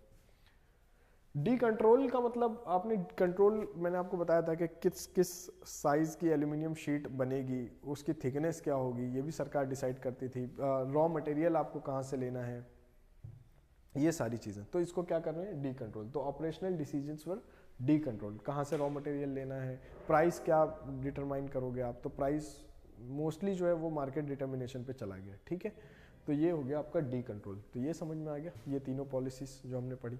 क्या क्या पॉलिसीज पढ़ी हमने, एक तो डी रिजर्वेशन, तो यहाँ इसके ऊपर क्या था, हाँ, रिमूवल ऑफ लाइसेंस। ठीक है, तो ये 3 पॉलिसीज हमने पढ़ी, ये आ गया समझ में, क्लियर है। देखो कर क्या रहे हैं इसमें, ये जो तीनों चीज़ें अभी आपने पढ़ी, आगे का बता रहा हूँ, ये जो तीनों चीज़ें आपने पढ़ी, इसमें हमने किया क्या है, रूल्स को सिंप्लीफाई किए, है ना। बिजनेस फ्रेंडली पॉलिसीज हैं, आसानी से आप एंटर कर सकते हो मार्केट में। जैसे लाइसेंस रिमूव कर दिया, सिर्फ ये 5 इंडस्ट्रीज हैं, इसके अलावा किसी में भी लाइसेंस लेने की ज़रूरत नहीं है। तो आप क्या करोगे, आप उन कंडीशंस को फुलफिल करोगे जो एंटर करने के लिए सरकार ने रखी, और आप बिजनेस में एंटर कर गए। तो बिजनेस करना आसान हो गया। बिजनेस करना आसान हो गया मतलब ज़्यादा लोग पार्टिसिपेट करेंगे, ज़्यादा लोग पार्टिसिपेट करेंगे मतलब ग्रोथ होगा। आ रहा है समझ में कैसे लिंक्ड है। डी रिजर्वेशन से भी यही हो गया। अब सिर्फ ये चीज़ें हैं जो रिजर्व हैं पब्लिक सेक्टर्स के लिए, इसके अलावा किसी भी सेक्टर में आप प्राइवेट बिजनेस कर सकते हो, है ना। आ रहा है, कुछ क्लियर हो रहा है। और ये हो गया डी कंट्रोल, कि अब आप ऑपरेशनल डिसीजंस खुद ले सकते हो। तो ऑपरेशनल डिसीजंस खुद ले सकते हो तो आप ज़्यादा प्रॉफिट करने की कोशिश करोगे।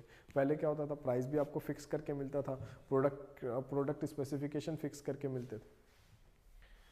फिर आते हैं रैशनलाइजेशन ऑफ टैक्सेस। ये टॉपिक जो है ये हम अगेन वो फिजिकल पॉलिसीज वाला जो चैप्टर करेंगे, जिसमें हम टैक्सेशन वगैरह करेंगे, सारा जीएसटी और ये सब ये इसमें करेंगे। लेकिन फिर भी अभी मैं थोड़ा सा ब्रीफ दे देता हूँ आपको इस पर क्या है।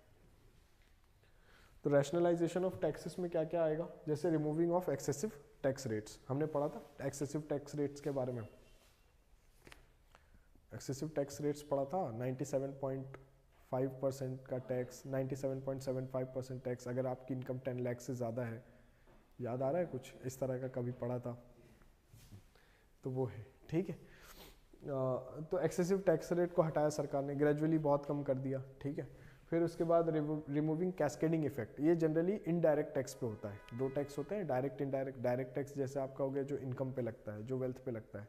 इनडायरेक्ट टैक्स हो गया जैसे आपने ये पेन खरीदा, ये बोर्ड खरीदा, ये कोचिंग क्लास में एडमिशन लिया, तो ये जो भी इस पर टैक्स लगेगा ये सब क्या है, इनडायरेक्ट टैक्स है। ठीक है, तो अब सारा इनडायरेक्ट टैक्स तो कवर होता है मोस्टली जीएसटी में, 4-5 एक्सेप्शन है। ठीक है, बाकी सारा जो है वो किस पे कवर हो जाता है, जीएसटी में। तो कैस्केडिंग इफेक्ट क्या होता था, जो एक चैनल होता है डिस्ट्रीब्यूशन, जैसे आपने कोई चीज़ इंपोर्ट की तो आप इंपोर्टर हो गए, फिर आपने वो सामान किसको बेचा, डिस्ट्रीब्यूटर को बेचा, तो वो डिस्ट्रीब्यूटर हो गया, उसने खरीदा, उसने भी टैक्स दिया। फिर वो डिस्ट्रीब्यूटर से डीलर ने खरीदा, है ना। जैसे ये मान लो ये कोई प्रोडक्ट है और ये प्रोडक्ट को ये इंडिया है, ठीक है, और ये प्रोडक्ट फॉरेन से यहाँ आया, तो ये आदमी कौन हो गया, इंपोर्टर हो गया। फिर इंपोर्टर ने क्या किया, मान लो दिल्ली में इंपोर्ट हुआ, ठीक है, या तो दिल्ली में इंपोर्ट होने के बाद ये इंपोर्टर ने क्या किया, ये 4 सिटीज़ हैं मान लो, मेजर सिटीज़ हम ले लेते हैं, दिल्ली और मुंबई, चेन्नई और कोलकाता। ठीक है, तो इसमें क्या किया इन्होंने, इंपोर्टर ने इसको क्या बना रखा है, डिस्ट्रीब्यूटर्स। क्या बना रखा है ये है डिस्ट्रीब्यूटर्स की लाइन। तो ये सारा सामान किसके पास आएगा, डिस्ट्रीब्यूटर के पास आएगा। तो इंपोर्टर ने सारा सामान किसको बेचा, डिस्ट्रीब्यूटर को, इन 4 सिटीज़ में। अब ये 4 सिटीज़ में इन्होंने क्या किया, हर लोकेलिटी में क्या बना दिया, डीलर बना दिया। क्या बना दिया, डीलर बनाया। ठीक है, अब ये सारे क्या हैं, ये सारे डीलर्स हैं। ये dealer dealer dealer dealer dealer, ठीक है, ये सब डीलर्स हैं। फिर ये डीलर से किसने खरीदा, रिटेलर ने खरीदा, है ना, ये एक डीलर से समझ लो 5 रिटेलर ने खरीदा, फिर इनसे 5 रिटेलर ने खरीदा, इनसे 5 नहीं, इनसे 5 नहीं, इनसे, और फिर रिटेलर से कौन खरीदेगा, ये सब रिटेलर्स हैं, और रिटेलर से कौन खरीदेगा, आप खरीदोगे, जो कंज्यूमर है, ठीक है, जो कंज्यूमर, रिटेलर से कौन खरीदेगा, ये कंज्यूमर, ठीक है। अब जब इसने इसको बेचा तब टैक्स दिया, इसने इसको बेचा टैक्स दिया, इसने इसको बेचा टैक्स दिया, इसने इसको बेचा टैक्स दिया, तो ये क्या है, कैस्केडिंग इफेक्ट है, इसी को सरकार ने हटाया, ठीक है। जिसे आपने सुना होगा एक वैट का कॉन्सेप्ट था, वैल्यू एडिशन टैक्स, तो टैक्स फिर पूरे अमाउंट पर नहीं लगता था जितना वैल्यू एडिशन है उस पर लगता था। जीएसटी में भी कैस्केडिंग इफेक्ट को खत्म किया है। तो कैस्केडिंग इफेक्ट से क्या होता था, चीज़ों के दाम महंगे हो जाते थे अननेसेसरी, एक ही चीज़ पे 4 बार टैक्स लग रहा है, और ये सारा टैक्स वसूल किससे करते थे लास्ट में, कंज्यूमर से, टैक्स लग के दाम बढ़ जाता था, ठीक है। जैसे कोचिंग इंस्टीट्यूट की फीस होती है, तो कोचिंग इंस्टीट्यूट की फीस पे जीएसटी लगता है, तो जीएसटी आइडियली किसको देनी चाहिए, ठीक है, तो कौन देता है, स्टूडेंट। तो ये क्या है, ये इनडायरेक्ट टैक्स में, इनडायरेक्ट टैक्स यही है कि आपने डायरेक्टली नहीं पे किया, इनडायरेक्टली, तो जो भी प्रोड्यूसर होता है वो अपना बर्डन किस पे शिफ्ट करता है, कंज्यूमर पे, तो जिसका बर्डन शिफ्ट हो सकता है वही इनडायरेक्ट टैक्स होता है, जिसका बर्डन शिफ्ट नहीं हो सकता, जैसे आपका, मेरा इनकम टैक्स है, हालांकि अभी तो मैं इनकम टैक्स स्लैब में नहीं हूँ, तो अगर इनकम टैक्स स्लैब मेरा है, मैं आपको बोलूँ आप मेरा इनकम टैक्स भरो, तो आप भरोगे, नहीं भरोगे, बर्डन शिफ्ट नहीं हो सकता उसका, ठीक है, अभी नहीं है, ठीक है। चलो आ गया समझ।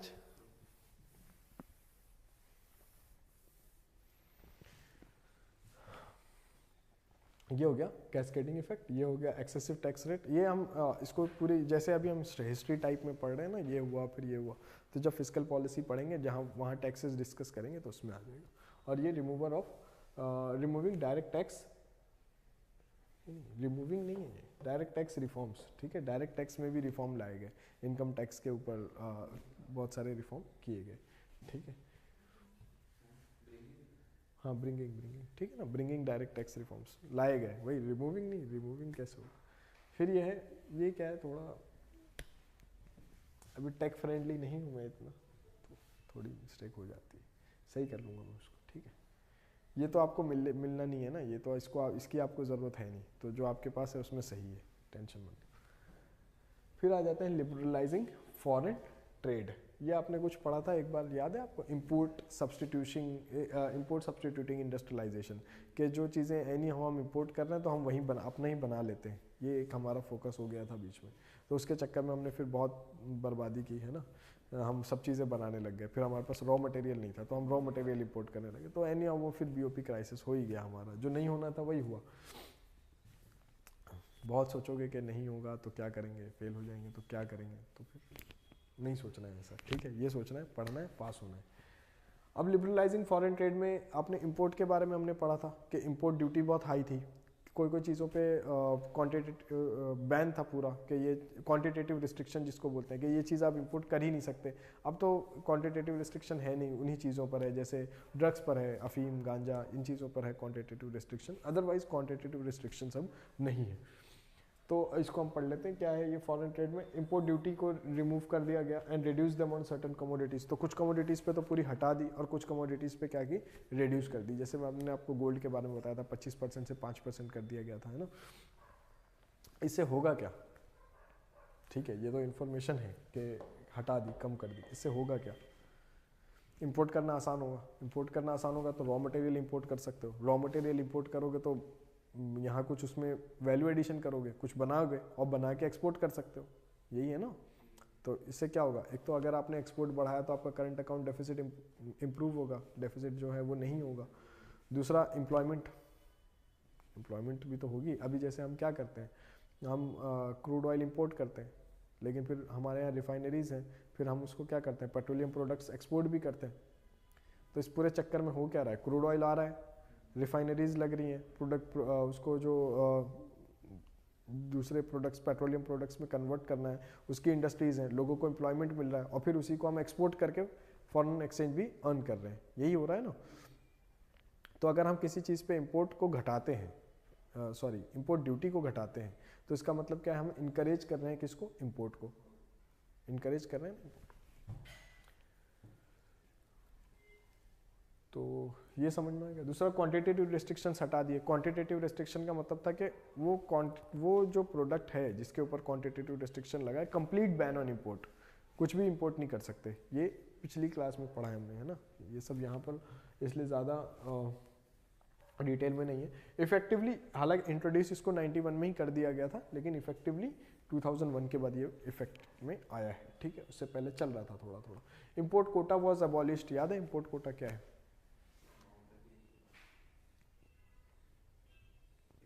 पढ़ा है हमने, पढ़ा है इसको, डिटेल में पढ़ा था।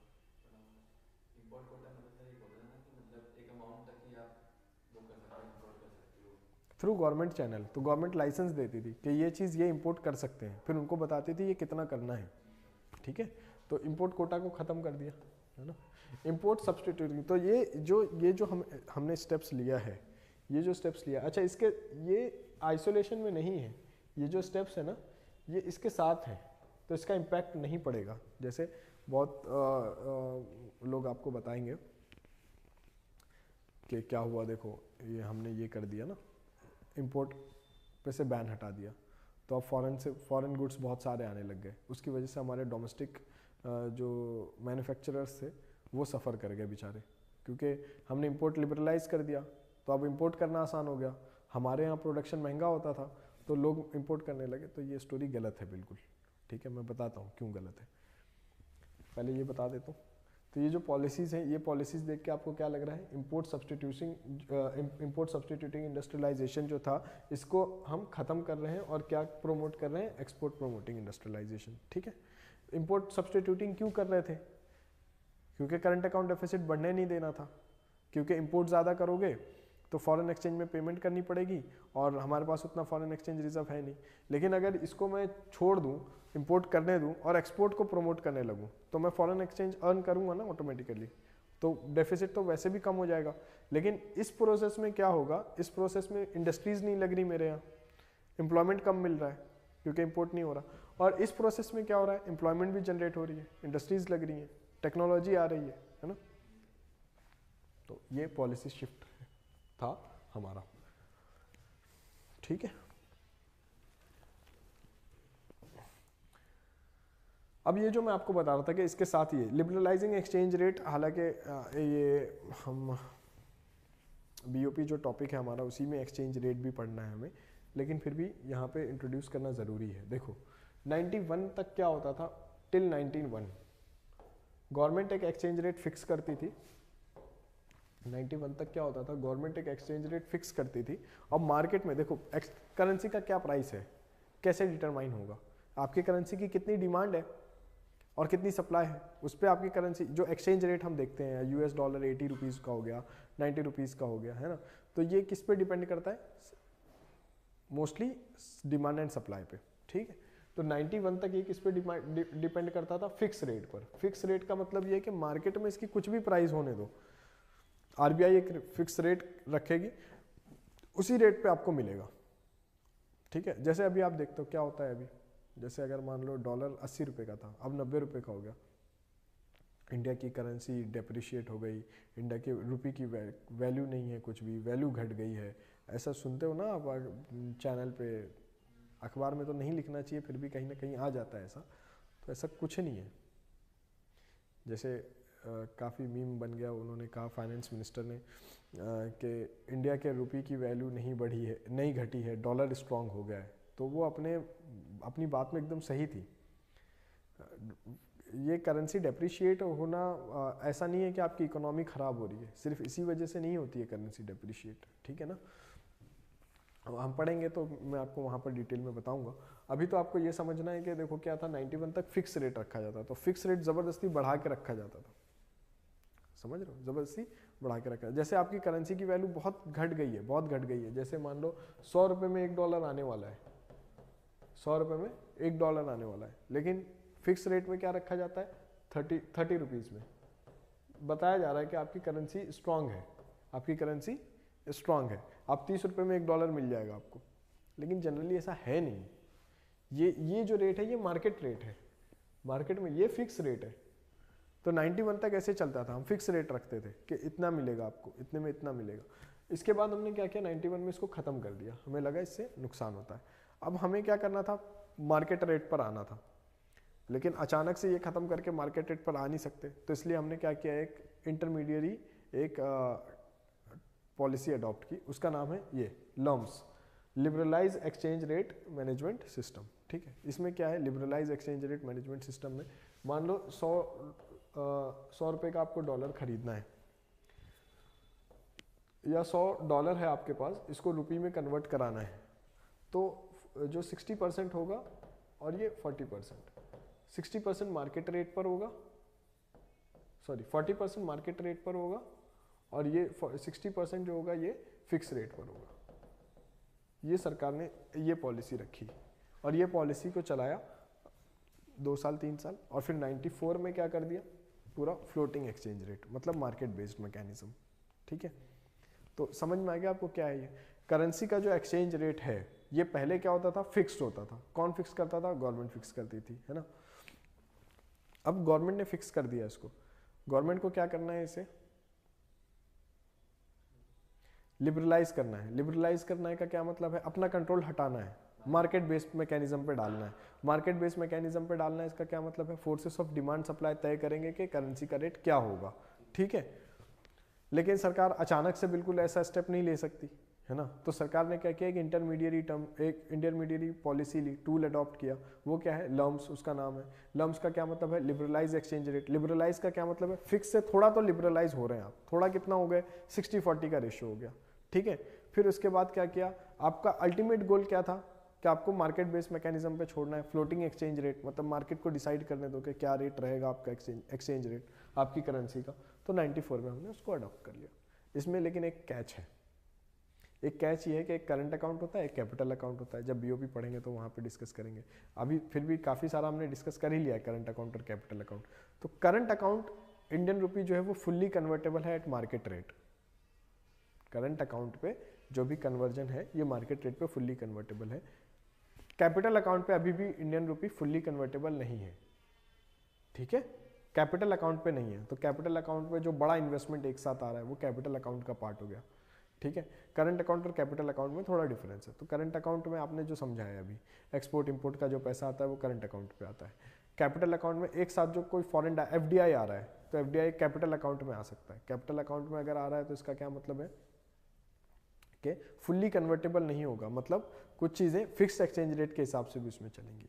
तो वो हम डिस्कस करेंगे जब हम कैपिटल और करंट अकाउंट पढ़ेंगे। तो इसमें सिर्फ इतना आपको याद रखना है कि 94 से अभी तक जो चलता हुआ आ रहा है वो क्या आ रहा है कि अब फ्लोटिंग एक्सचेंज रेट होता है, मतलब कि मार्केट मैकेनिज्म डिसाइड करते हैं, मार्केट फोर्सेस जैसे कि डिमांड एंड सप्लाई डिसाइड करते हैं कि आपके करेंसी का क्या एक्सचेंज वैल्यू मिलेगा। लेकिन ये करंट अकाउंट पे है, कैपिटल अकाउंट पे नहीं है। तो कैपिटल अकाउंट पे फुल्ली कन्वर्टेबल अभी भी रुपी नहीं है। हालांकि आप ऐसा बोल सकते हो कि it has been liberalised up to a great extent. बहुत सारा कंट्रोल सरकार ने इसमें से हटा लिया है। जैसे लम्स में आपने देखा ना 40% कर दिया मार्केट पे। तो हाँ, अब मैं आपको बताता हूँ ये दोनों चीजें जो साथ में हो रही थी इससे क्या, इसका क्या मतलब है। एक ये और एक ये देखो, आपने जब इंपोर्ट बैन हटाया तो बहुत सारा फॉरेन गुड्स आने लगेगा। फॉरेन गुड्स आने लगेगा तो डोमेस्टिक सप्लायर जो है वो सफ़र करेगा। ये एक आर्गुमेंट रखा जाता है। ये आर्गुमेंट गलत क्यों है, क्योंकि एक्सचेंज रेट लिबरलाइज कर दिया। एक्सचेंज रेट लिबरलाइज कर दिया, इसका क्या मतलब है, करेंसी बहुत डेप्रिशिएट हुई। इंडिया की जो करेंसी वैल्यू थी वो बहुत ज़्यादा डेप्रिशिएट हो गई। क्यों डेप्रिशिएट हो गई, क्योंकि हम कंट्रोल करके रखा था। वो उसकी मार्केट वैल्यू कम होती थी लेकिन हम फिर भी बढ़ा कर रखते थे। अब उसको घटा दिया। आ रहे समझ में। तो मतलब अगर मैं पहले कोई चीज़ खरीदता था, मान लो पहले का एक्सचेंज रेट था 30 रुपये, 30 रुपये प्रति डॉलर। ठीक है, $1 पे 30 रुपये।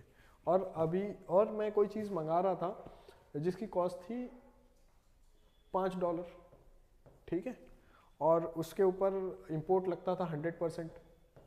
तो 100% इंपोर्ट ड्यूटी लगती है, मतलब कि $5 पे 100% इंपोर्ट ड्यूटी लगी, मतलब ये प्रोडक्ट कितने का हो गया, $10। $10 का हो गया, मतलब कितने का हो गया, 10 × 30 ना, तो ये 300 रुपये का हो गया। ठीक है, ये समझ में आ गया। अब मैं लेता हूँ नया सिनेरियो।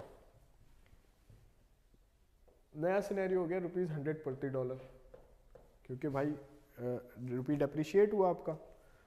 अब इसके ऊपर मैंने इंपोर्ट ड्यूटी कर दी मान लो 20%, ठीक है, 20% कर दी इंपोर्ट ड्यूटी। इंपोर्ट ड्यूटी घटाया ना मैंने, यही है ना कंसर्न आपका, तो इसको मैंने 20% कर दिया इंपोर्ट ड्यूटी को।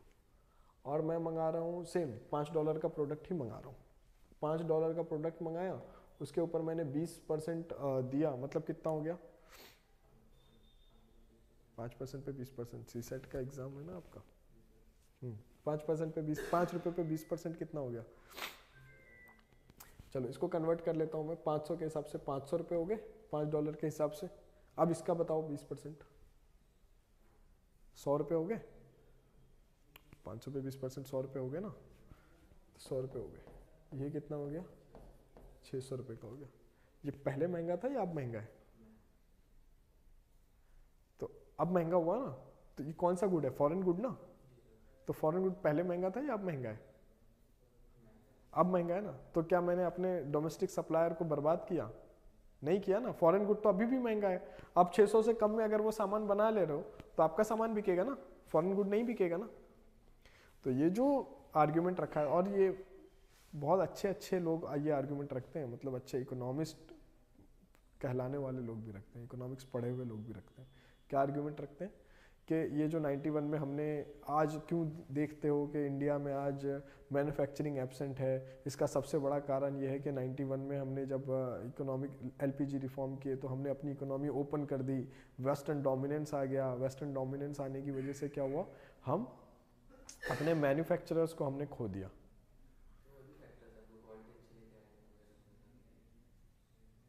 आज भी तो खरीदने तैयार ही ना आप। अगर एप्पल की जगह मैंगो आ जाए और इंडिया का कोई मैन्युफैक्चरर हो, और वाकई जो प्राइवेसी है और जो ऑपरेटिंग सिस्टम है वो अगर वैसा दे दे, वो लुक का तो छोड़ दो, वो तो लुक तो हार्डली मैटर करता है, लेकिन जो एप्पल मेन तो बिकता है प्राइवेसी पॉलिसी की वजह से ना, सेफ्टी है उसकी, जो भी iOS है उसका ऑपरेटिंग सिस्टम। एंड्रॉयड में तो आप बहुत ज़्यादा वल्नरेबल हो किसी भी तरह के अटैक के लिए। तो वो अगर आज भी कोई कंपनी इंडिया की बनाने वाली दे तो क्या दिक्कत है? नहीं है दिक्कत, लेकिन नहीं है वो जो हाँ जो भी स्किल्स चाहिए, टेक्नोलॉजिकल स्किल्स हैं, वो मुश्किल है हमारे यहाँ। तो ये मैंने आपको ये सिर्फ ये समझाया कि ऐसा कुछ नहीं हुआ था, ठीक है, प्रोटेक्शन था, क्योंकि ये दोनों चीज़ें साथ में हुई है। अगर ये दोनों चीज़ें साथ में नहीं होती तो आप बोल सकते थे। ये दोनों चीज़ें साथ में होने की वजह से ज़्यादा महंगा यहाँ पर बिका है। तो ये कुछ मिथ्स हैं जो हमने इसको यहाँ पर ख़त्म करने की कोशिश की, ठीक है। अब आ जाते हैं हम एक इम्पॉर्टेंट टॉपिक पर। ये मैंने आपको पढ़ाया था उसमें, लेकिन वहाँ पे एक्सप्लेन नहीं किया था। MRTP एक्ट और फेरा एक्ट है ना, ये मैंने आपको वहाँ पे एक्सप्लेन नहीं किया था। तो अब यहाँ पर हम इसको समझ लेते हैं काफ़ी डिटेल में, ठीक है। आ रहा है ना समझ में? कुछ बोरिंग तो नहीं लग रहा बहुत कि ये क्या पढ़ा रहे हैं ना, ठीक है। तो रेस्ट्रिक्टिव लेजिस्लेशंस थे like MRTP act, monopolistic and restrictive trade practices act, और ये फेरा है, फॉरेन एक्सचेंज रेगुलेशन एक्ट, ठीक है। तो फॉरेन एक्सचेंज का जो रेगुलेशन है उसकी बात करते हैं। MRTP एक्ट 1969 में है, इसको 91 में ख़त्म कर दिया गया। 91 में मतलब वही जब हम LPG रिफॉर्म कर रहे हैं तब। इसमें क्या होता था, एक होता था नेशनल मोनोपोली और एक होता था प्रोडक्ट मोनोपोली। नेशनल मोनोपोली वो फर्म्स होती थी जिसने 20 करोड़ तक का इन्वेस्ट कर दिया है, तो 20 करोड़ का इन्वेस्टमेंट कर दिया है अपने फर्म में, तो आपको क्या बना देंगे, नेशनल मोनोपोली। जैसे ये अमित IAS अकेडमी है, सर ने मान लो 20 करोड़ का इन्वेस्टमेंट कर दिया, 5-6 बिल्डिंग 10 बिल्डिंग खरीद ली, तो अब ये क्या बन जाएगा, नेशनल मोनोपोली। नेशनल मोनोपोली बनने का ये मतलब है कि सारे डिसीजन जो है MRTP कमीशन से लेना पड़ेगा। अब आपको कुछ भी करना है बिजनेस में, तो अब आपकी जो स्ट्रेटेजी है या आपके जो डिसीजन है वो नहीं चलेंगे। आपको कहाँ से जाके अप्रूवल लेना पड़ेगा, MRTP कमीशन से। क्यों? क्योंकि आपने इतना पैसा इन्वेस्ट कर दिया, 20 करोड़। अभी के टाइम में 20 करोड़ कुछ नहीं, ये तब की बात हो रही है, ठीक है। अभी तो सब 1000 करोड़ के नीचे की बात नहीं हो रही है। तो ये 20 करोड़ कब था, 91 से पहले, जब ये 1969 में आया, 1970 में एमआरटीपी कमीशन बन गया था। तो ये एक्ट क्या कर रहा है, ये एक्ट कर रहा है कि इतना सारा पैसा अगर आपने इन्वेस्ट कर दिया है तो इसका मतलब है कि आप मार्केट को कंट्रोल करना चाह रहे हो। जैसे अब अमित आईएएस ने मान लो आज ये 20 करोड़ 200 करोड़ हो गया, तो यहाँ पे करोल बाग के इस तरफ भी अमित आईएएस एकेडमी, इस तरफ भी अमित आईएएस एकेडमी, तो सब जगह तो दूसरे बिजनेस कैसे ग्रो करेंगे ना, शून्य है, जीरो है, ये सब कैसे करेंगे। तो इसको ग्रो करने के लिए आपको मार्केट में कंपटीशन बरकरार रखना है। तो इसके लिए आप क्या करोगे, अब इनको बोलोगे अब आप अपने डिसीजंस नहीं लोगे, आपके डिसीजन ऐसे लिए जाएंगे ताकि आप मोनोपोलिस्टिक बिहेवियर नहीं रखो अपना। मतलब आप मोनोपोली समझते हो ना, आप एक ही आदमी सप्लाई कर रहा है, हाँ तो मोनोपोली नहीं होगी, ऐसे डिसीजंस लेने हैं। तो ये था monopolistic and trade restrictive practices. वाहियात एक्ट था बहुत, अभी बताता हूँ क्यों। और प्रोडक्ट मोनोपोली का ये मतलब है कि अगर आपने 3 करोड़ रुपए इन्वेस्ट कर दिए और आप मार्केट में 25% मार्केट को कंट्रोल करते हो, 25%, मतलब ये है कि अगर किसी चीज़ के 100 यूनिट बिक रहे हैं तो आप 25 यूनिट आप बेच रहे हो, ठीक है। जैसे 100 बच्चे पढ़ने आ रहे हैं आईएएस की तैयारी में, तो 25 बच्चे आपके पास आ गए, तो ये क्या हो गया, एमआरटीपी एक्ट के अंदर वायलेशन है। वायलेशन नहीं है, आपको प्रोडक्ट मोनोपोली बना दिया जाएगा, आपके फर्म को बता दिया जाएगा ये प्रोडक्ट मोनोपोली है, और आपको फिर अगेन डिसीजंस के लिए कहाँ जाना पड़ेगा, एमआरटीपी कमीशन में। तो ये क्यों है, क्योंकि आप 25% मार्केट कवर कर रहे हो, 1/4 मार्केट आप ही सप्लाई कर रहे हो, तो ये अगेन मोनोपोलिस्टिक बिहेवियर की तरफ जा रहा है। तो ये उस समय बनाया था सरकार ने। इसमें मैं बताता हूँ आपको इसमें लूप होल क्या है। 2002 में, अब 91 में इसको हटा दिया गया। अब यहाँ पर देखो आप, हमारा जो हम बोलते हैं ना हमने रिफॉर्म किया 10 साल लग गए हमें, 10 साल 11 साल लग गए कंपटीशन एक्ट पास करने में। कंपटीशन एक्ट इंट्रोड्यूस कब किया, 2002 में, ठीक है, 2002 में कंपटीशन एक्ट है, मतलब उसका रिप्लेसमेंट। और इस बीच में क्या था, कुछ नहीं था। इस बीच में कुछ नहीं था का क्या मतलब है, जब कुछ नहीं था तो डिस्क्रिशन किसके पास आ जाएगा, जो गवर्नमेंट ऑफिसर्स हैं, डिस्क्रिशन उनके पास आ गया, मतलब क्या आया, मतलब फेवरेटिज्म, रेंट सीकिंग, नेपोटिज्म, भाई भतीजावाद जो हम डिस्कस कर रहे थे, ये ऐसे रिफॉर्म करते हैं, ठीक है। फिर भी काफ़ी बेटर रिफॉर्म था। तो ये समझ में आया आपको, नेशनल मोनोपोली और प्रोडक्ट मोनोपोली क्या हो रहा है इससे। अब ये किस चीज़ से आपको रोक रहे हैं, ये आपको इन्वेस्ट करने से ही रोक रहे हैं। आपके पास 20 करोड़ रुपए है, लेकिन आप अपने बिजनेस में नहीं इन्वेस्ट कर रहे हो। क्यों नहीं कर रहे हो, क्योंकि आपको पता है कि अगर मैंने इन्वेस्ट किया और तो फिर मेरी ऑटोनॉमी चली जाएगी, मतलब मैं जो डिसीजंस ले पा रहा हूँ वो नहीं ले पाऊंगा। वो डिसीजन, हर डिसीजन के लिए मेरे को एमआरटीपी कमीशन के पास जाना पड़ेगा, एडमिनिस्ट्रेटिव कंट्रोल। प्रोडक्ट मोनोपोली, आप अपने बिजनेस में फिर इन्वेस्ट नहीं कर रहे हो। इन्वेस्ट नहीं कर रहे हो मतलब क्या, आप बड़े नहीं बन रहे हो, ज़्यादा प्रोडक्शन नहीं कर पा रहे हो, कैपेसिटी है लेकिन नहीं कर रहे हो। ये इस तरह के वाहियात एक्ट की वजह से। इंटेंट हो सकता है राइट हो, वाहियात एक्ट इसलिए हम बोल रहे हैं क्योंकि इसका इम्प्लीकेशन बहुत ख़राब हुआ। इम्प्लीकेशन बहुत ख़राब हुआ कि बड़े फर्म्स नहीं है हमारे पास, बड़ी इंडस्ट्रीज़ नहीं है जो बहुत ज़्यादा प्रोडक्शन कैपेसिटी है, जो बहुत ज़्यादा मार्केट में जिनकी प्रोडक्शन हो रही है। अभी जैसे आज कोचिंग इंडस्ट्री में है, आज इसलिए है क्योंकि आज एमआरटीपी एक्ट नहीं है, 3-4 कोचिंग होती है, वहीं सब बच्चे चले जाते हैं, ऐसे ही होता है ना। तो अगर एमआरटीपी एक्ट होता तो इतनी बड़ी कोचिंग बन ही नहीं पाती, सबके छोटे छोटे 2-2, 3-3 क्लासरूम्स होते, किसी के इतने बड़े नहीं होते क्लासरूम्स। तो क्यों है आज, क्योंकि एमआरटीपी एक्ट नहीं है। तो कंपटीशन है तो ज़्यादा लोग आ रहे हैं, ज़्यादा स्टूडेंट्स आ रहे हैं, ज़्यादा बड़ी क्लासरूम्स भी हैं, छोटी क्लासरूम भी है। तो ऐसा तो नहीं है छोटे बिजनेस खत्म हो गए, छोटी क्लासरूम्स भी हैं, कम बच्चे भी हैं, ज़्यादा बच्चे भी हैं, ठीक है, सब है। तो जो हमारा डर होता है ना कि ये हो जाएगा, इससे ये हो जाएगा, तो डर से नहीं होता काम, है ना। जो आप पॉलिसी बना रहे हो उसका इम्पैक्ट क्या होगा, ये आपको सोच के बनाना है। जब हमने इसको हटा दिया तो क्या हमारे यहाँ मोनोपोलिस्टिक बिहेवियर आ गया, क्या नहीं आया ना, नहीं है मोनोपोली अभी भी। जो छोटे बिजनेस भी एंटर कर सकते हैं, नए बिजनेस भी एंटर कर सकते हैं, आसान है सबके लिए काम करना, ठीक है। प्रॉफिट कम ज़्यादा हो सकता है डिपेंडिंग अपॉन इन्वेस्टमेंट, ठीक है। इसी तरह एक एक्ट था फेरा, फॉरेन एक्सचेंज रेगुलेशन एक्ट था, उसको भी 91 में हटाया, और 99 में क्या आ गया, FEMA, foreign exchange management act आ गया। तो ये इससे समझ में आया ना आपको, ये एमआरटीपी एक्ट की वजह से हो क्या रहा था, इकोनॉमीज ऑफ स्केल जिसको हम बोलते हैं, बड़े पैमाने पर कोई चीज़ का प्रोडक्शन, वो नहीं हो पा रहा था हमारे यहाँ। अच्छा, और भी चीज़ें थी, ऐसा नहीं था कि लोग ग्रो नहीं कर रहे थे, लोग ग्रो कर रहे थे, बता नहीं रहे थे। मैंने 20 करोड़ इन्वेस्ट कर दिया, मैंने बताया 10 करोड़, जो भी इंस्पेक्टर है, जो भी डिपार्टमेंट है जिसका ये कंसर्न है, अगेन ब्राइबरी, ठीक है। तो जो अनस्क्रूपलस थे, जिनको रूल तोड़ना मरोड़ना आता है, जिनको चीज़ें आती हैं, वो फिर करते ही हैं। इसमें फंसता कौन है, जो ऑनेस्ट इंडस्ट्रियलिस्ट होते हैं, उनको लगता है कि नहीं नहीं ये तो रूल के अगेंस्ट है, रूल के अगेंस्ट नहीं जाना है, फिर वो सफ़र करते हैं। ठीक है। फॉरेन एक्सचेंज में क्या था, देखो फॉरेन फर्म्स किसी को भी अलाउड नहीं था कि 40% से ज़्यादा स्टेक इंडियन फर्म्स में लें। इसका ये मतलब है कि अगर आपको जैसे आपने ये इंश्योरेंस कंपनीज के नाम सुने होंगे, टाटा AIG, तो क्या है, टाटा का है और उसके साथ AIG का है। AIG फॉरेन फर्म हो गई, टाटा डोमेस्टिक फर्म हो गई। इसी तरह आपने सुना होगा फर्म का नाम है, जैसे टाटा क्या होता है। फिर इसी तरह आपने सुना होगा और कौन से, बजाज आलियांस, तो बजाज हो गया और आलियांस हो गया, तो ये डोमेस्टिक फर्म हो गई, ये फॉरेन फर्म हो गई। आ रहा है समझ में। तो ये दोनों ऐसे चल रहा है। क्यों ऐसे चल रहा है? क्योंकि 100% फॉरेन कंपनी नहीं आ रही है अभी, ठीक है, अब आ गई होगी, अभी जब तक नहीं आ रही है तब तक ऐसे चल रहा है कि कुछ शेयर प्राइवेट फर्म के फॉरेन फर्म्स के हैं और कुछ शेयर कितने हैं, किसके हैं, डोमेस्टिक फर्म्स के हैं। तो इसमें ये रखा था कि 40% से ज़्यादा नहीं। अच्छा, अगर 40% से ज़्यादा नहीं है, मान लो यही है टाटा और AIG है, तो इसके 40% शेयर हैं और इसके 60%, तो 50% से ज़्यादा शेयर जिसके पास होंगे वो मैनेजरियल डिसीजन वो लेगा। तो कौन लेगा यहाँ पर? टाटा लेगा। तो AIG आएगा क्यों भाई? AIG को क्या फ़ायदा है? जैसे ICICI लॉम्बार्ड है ना, ICICI और ये लॉम्बार्ड, तो लॉम्बार्ड फॉरेन फर्म हो गई, ICICI डोमेस्टिक फर्म हो गई। आ रहा है समझ में क्यों ऐसे नाम है इनके, क्यों है ये ऐसे? ये इसलिए है ऐसे कि दोनों का शेयर होल्डिंग होता है। अच्छा, अगर टाटा को 60% मिल रहा है और AIG को 40%, तो क्यों आना है इनको फिर, जब मैनेजरियल कंट्रोल ही इनके हाथ में नहीं रहेगा? तो फिर कम फर्म्स आते थे, नहीं आते थे, FDI नहीं आता था हमारे पास। तो ये है कारण।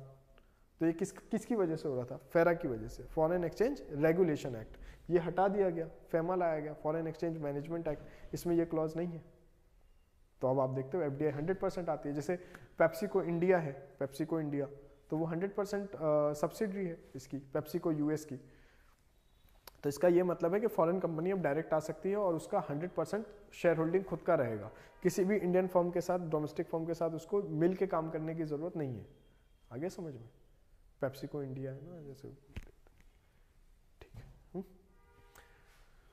दूसरा है एक्सटर्नल कमर्शियल बोरोइंग्स। तो ये आपने फाइनेंशियल मार्केट पढ़ लिया है तो उसमें पढ़ा होगा, एक्सटर्नल कमर्शियल बोरोइंग्स होती हैं। जैसे आपकी कंपनीज जो होती है, फर्म्स जो हैं, इंडिया में जो फर्म्स हैं, क्या ये बाहर फॉरेन कंट्रीज से पैसा ले सकती हैं? तो किससे लेती हैं?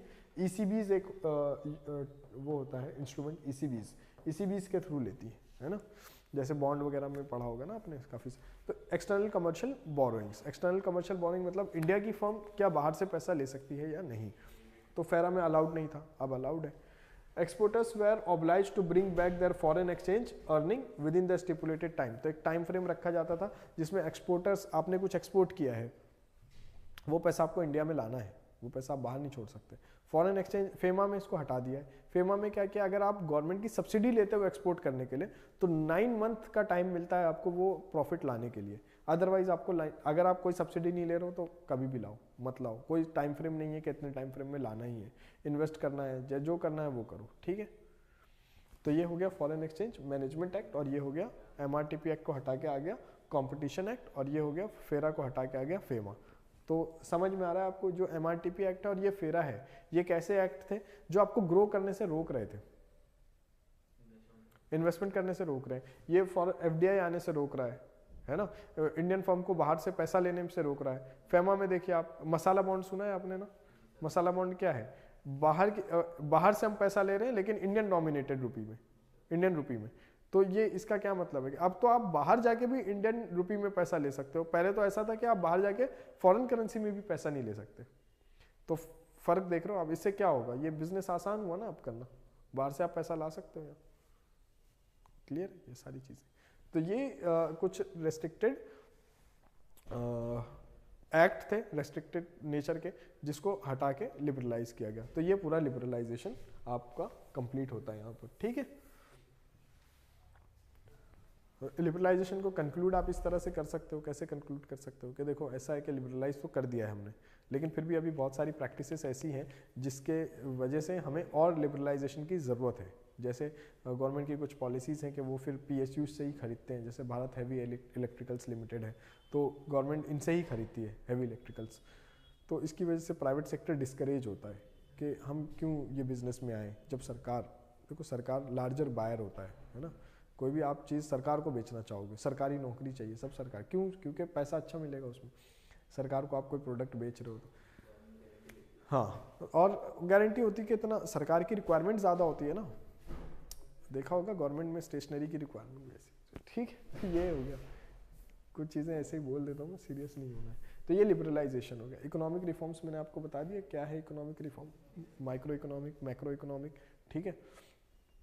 माइक्रो में एक सेक्टर स्पेसिफिक होगा, मैक्रो इकोनॉमिक में ये चीज़ें कंट्रोल करनी है, ये माइक्रो। फिर लिबरलाइजेशन में हमने क्या क्या किया, तो लिबरलाइजेशन का सिंपल मतलब है simplification of rules so that house holds and firm can participate in economic activities, ठीक है। फिर इसके बाद कौन से रूल सिंप्लीफाई किए, तो ये सब टूल्स हैं। लाइसेंसिंग हटा दिया, लाइसेंसिंग हटाया तो ये चीज़ें रखी गई सिर्फ। फिर उसके बाद रिजर्वेशन ख़त्म किया। अच्छा, रिजर्वेशन का ये मतलब नहीं है कि प्राइवेट सेक्टर, रिजर्व का ये मतलब नहीं है, जैसे रिजर्व में था तो रिजर्व का ये मतलब नहीं है कि प्राइवेट सेक्टर एंटर नहीं कर सकते। प्राइवेट सेक्टर अगर एंटर करेंगे, अगर कोई चीज़ रिजर्वेशन में है और प्राइवेट सेक्टर को एंटर करना है तो वो पीएसयूज के साथ कोलैबोरेशन में एंटर कर सकते हैं, ठीक है, इंडिपेंडेंट नहीं कर सकते, ये मतलब है इसका, ठीक है। डी कंट्रोल ये मैंने आपको बता दिया। फिर इसके बाद rationalisation of taxes, major part इसका हम फिस्कल पॉलिसी में पढ़ेंगे, लेकिन फिर भी यहाँ पर आपको ये 3 चीज़ें समझ में आ गई हैं क्या है। लिबरलाइजिंग फॉरेन ट्रेड, ये समझ में आ गया कैसे फॉरेन ट्रेड को लिबरलाइज किया हमने, है ना। Removing import duty, quantitative restriction, import Kota, और इसके साथ एक्सचेंज रेट लिबरलाइजेशन हो रहा था, जिसकी वजह से हमारे डोमेस्टिक जो आर्ग्यूमेंट है, डोमेस्टिक मैन्युफैक्चरर सफ़र कर रहे थे, वैसा कुछ भी नहीं था, और ये रेस्ट्रिक्टिव ट्रेड प्रैक्टिसेस एक्ट। इसके बाद हम आ जाते हैं पब्लिक सेक्टर रिफॉर्म्स। तो ये जो प्राइवेटाइजेशन है ना, प्राइवेटाइजेशन ये इसका पार्ट है।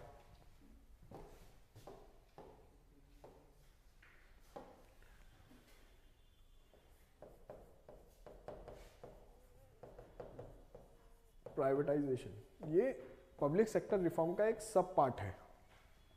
मेजर लार्जर जो टॉपिक है वो क्या है, पब्लिक सेक्टर रिफॉर्म्स। तो पब्लिक सेक्टर रिफॉर्म्स के लिए आपको पहले समझना पड़ेगा ये होते क्या हैं, ठीक है, पीएसयूज क्या होते हैं। तो इसका मैंने एक डेटा आपको बढ़िया सा नोट्स में दे दिया है, ये मैं एक्सप्लेन कर देता हूँ कि ये क्या है। फिर इसके बाद यहाँ से ये रिफॉर्म से हम कल स्टार्ट करेंगे, ठीक है। देखो, पब्लिक सेक्टर एंटरप्राइजेस मतलब सरकार की कंपनी, ठीक है।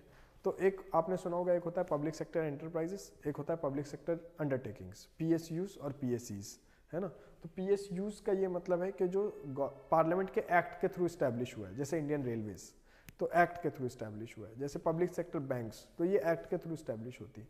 तो जो एक्ट के थ्रू इस्टेब्लिश, जैसे एलआईसी है, लाइफ कॉर्पोरेशन ऑफ, तो ये life insurance corporation of India ना, कि लाइफ कॉर्पोरेशन एलआईसी, तो हाँ लाइफ इंश्योरेंस, तो एलआईसी जिंदगी के साथ भी है ना। तो एलआईसी कॉर्पोरेशन ऑफ इंडिया ये एक्ट के थ्रू इस्टेब्लिश हुई है। एक्ट के थ्रू इस्टेब्लिश हुई है मतलब इसमें कुछ भी चेंज होगा तो कहाँ से करना पड़ेगा, पार्लियामेंट के थ्रू, है ना। एक्ट में चेंज करना पड़ेगा, एक्ट में चेंज कहाँ से होगा, पार्लियामेंट के थ्रू। लेकिन ये जो है पब्लिक सेक्टर एंटरप्राइजेस, ये कंपनीज एक्ट के अंडर इस्टेब्लिश होती है। कंपनीज जैसे बाकी कंपनीज इस्टेब्लिश हो रही है, वैसे सरकार अपनी कंपनी इस्टेब्लिश करती है कंपनीज एक्ट के अंडर में। इसके अंदर चेंजेस करने के लिए आपको पार्लियामेंट जाने की जरूरत नहीं है, लॉ में चेंज करने की जरूरत नहीं है। लेकिन पब्लिक सेक्टर अंडरटेकिंग्स में जो भी लॉ में मेंशन है कि इस तरह इस्टेब्लिश होगा, उसका ये फंक्शन इस तरह से होगा, उसमें अपॉइंटमेंट इस तरह से होगा, अगर इसमें कुछ भी चेंज करना है तो लॉ में चेंज करना पड़ेगा। तो डिग्री का फर्क है, डिग्री यहाँ पर कम है पब्लिक सेक्टर एंटरप्राइजेस में, और यहाँ पर डिग्री ज़्यादा है, डिग्री ऑफ कंट्रोल, है ना, या डिग्री ऑफ रिजिडिटी अगर आप बोलो, लॉ में चेंज करना पड़ेगा बार बार। तो ये हो गया। तो अब स्टेट पीएससीज और सेंट्रल पीएससीज में क्या फ़र्क रहेगा, जो सेंट्रल गवर्नमेंट स्टैब्लिश करेंगी वो सेंट्रल पीएससीज हो जाएंगी, पब्लिक सेक्टर एंटरप्राइजेस, और जो स्टेट गवर्नमेंट करेंगी वो स्टेट पब्लिक सेक्टर एंटरप्राइजेस हो जाएंगी। फिर ये पीएसयूज समझ गए आप, जो एक्ट के थ्रू स्टैब्लिश होती है। हाँ, पीएसयूज पब्लिक सेक्टर अंडरटेकिंग्स, तो ये लॉ के थ्रू बनती है, और ये लॉ के थ्रू नहीं बनती, कंपनीज एक्ट के अंडर स्टैब्लिश होती है पीएससीज, ठीक है। अब इसका डेटा है बहुत सारा, वो मैंने आपको दे दिया कि कितनी फंक्शनल है, कितनी नॉन फंक्शनल है, वो सिर्फ अंडरस्टैंडिंग पर्पस के लिए कि देखो इस तरह पैसा बर्बाद हो रहा है। तो ये जो अब हम रिफॉर्म करने जा रहे हैं, रिफॉर्म का पर्पस ये है कि जो डिसफंक्शनल है उसको फंक्शनल बनाना है। जैसे जो बना दी सरकार ने, है ना, कंपनी बन गई, बहुत सारा पैसा इन्वेस्ट कर दिया, और उसके बाद वो कंपनी अब परफॉर्म नहीं करती, उसका कोई प्रोडक्ट मार्केट में आता नहीं, लेकिन सैलरी जा रही है, सबको सैलरी मिल रही है उसमें, तो ये क्या है, डिसफंक्शनल है। इसको फंक्शनल बनाना है, और जो फंक्शनल है प्रॉफिट नहीं कर रही उसको प्रॉफिटेबल बनाना है। अब देखो आसान तो ये आर्ग्यूमेंट हो गया आपके, ठीक है ना, काम नहीं कर रही तो उसको बेच दो, गवर्नमेंट की एक कंपनी है वो परफॉर्म नहीं कर रही तो उसको बेच दो, तो बेचना भी तो नुकसान ही है, क्यों, परफॉर्म नहीं कर रही तो दाम कम मिलेगा, तो उसको क्यों ना हम ऐसा करें कि उसमें थोड़े चेंजेस करके, रिफॉर्म करके, थोड़ा सा और इन्वेस्ट करके उसको प्रॉफिट मेकिंग कंपनी बनाएं, और फिर एक प्रॉफिट मेकिंग कंपनी को हम बेचें, ठीक है, तो ऐसा कर सकते हैं हम। तो ये हम इसमें पढ़ेंगे, रिफॉर्म्स जो पब्लिक सेक्टर रिफॉर्म्स है, प्राइवेटाइजेशन इसका एक पार्ट है कि ठीक है अब कुछ नहीं है, अब बेचना ही है कंपनी, तो बेचना है वो प्राइवेटाइजेशन हो गया। लेकिन जब तक आप बेच नहीं रहे हो, स्ट्रैटेजिक डिसइन्वेस्टमेंट होता है। स्ट्रैटेजिक डिसइन्वेस्टमेंट का ये मतलब है 100% शेयर होल्डिंग गवर्नमेंट की है, पूरी ओनरशिप गवर्नमेंट की है। गवर्नमेंट अगर उसमें 25% शेयर बेच भी दे तो गवर्नमेंट की ओनरशिप राइट पे कोई फर्क नहीं पड़ेगा, ओनरशिप राइट पे कोई फर्क नहीं पड़ेगा, और पैसे इन्फ्यूज हो जाएंगे, और गवर्नमेंट जो कंपनी है ये लिस्टेड हो जाएगी स्टॉक मार्केट में। आप शेयर बेचने जा रहे हो ना, तो स्टॉक मार्केट में लिस्टेड हो जाएगी, तो इसकी प्रॉपर ऑडिटिंग होगी, आगे समझ में। तो ये हम कल यहाँ से इसको पढ़ेंगे, और कल होपफुली हम प्राइवेटाइजेशन और आपका क्या है ग्लोबलाइजेशन, ये दोनों खत्म कर लेंगे, ठीक है। ग्लोबलाइजेशन स्टोरी है, ग्लोबलाइजेशन आप कल भी पढ़ के आ सकते हो, आप खुद ही पढ़ के आ सकते हो, ग्लोबलाइजेशन में कुछ भी एक्सप्लेन करने जैसा नहीं, मैं एक्सप्लेन करूंगा लेकिन रीड करके भी समझ में आ जाएगा, ठीक है। और फिर इसके ऊपर क्वेश्चंस देख लेंगे कि क्या क्वेश्चंस पॉसिबल है, तो वो संडे के दिन होगा होपफुली, क्योंकि फिर टॉपिक और वो एक दिन नहीं हो पाएगा, तो संडे के दिन होगा, ठीक है।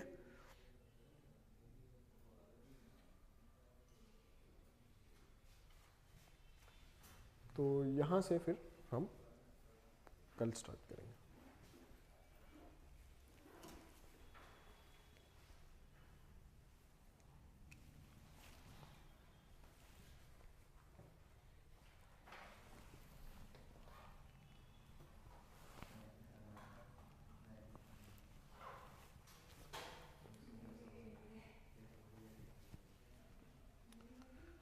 और इसमें कुछ डाउट है होगा तो पूछ लेना, है ना, पीछे पीछे जो भी पढ़ा है हमने।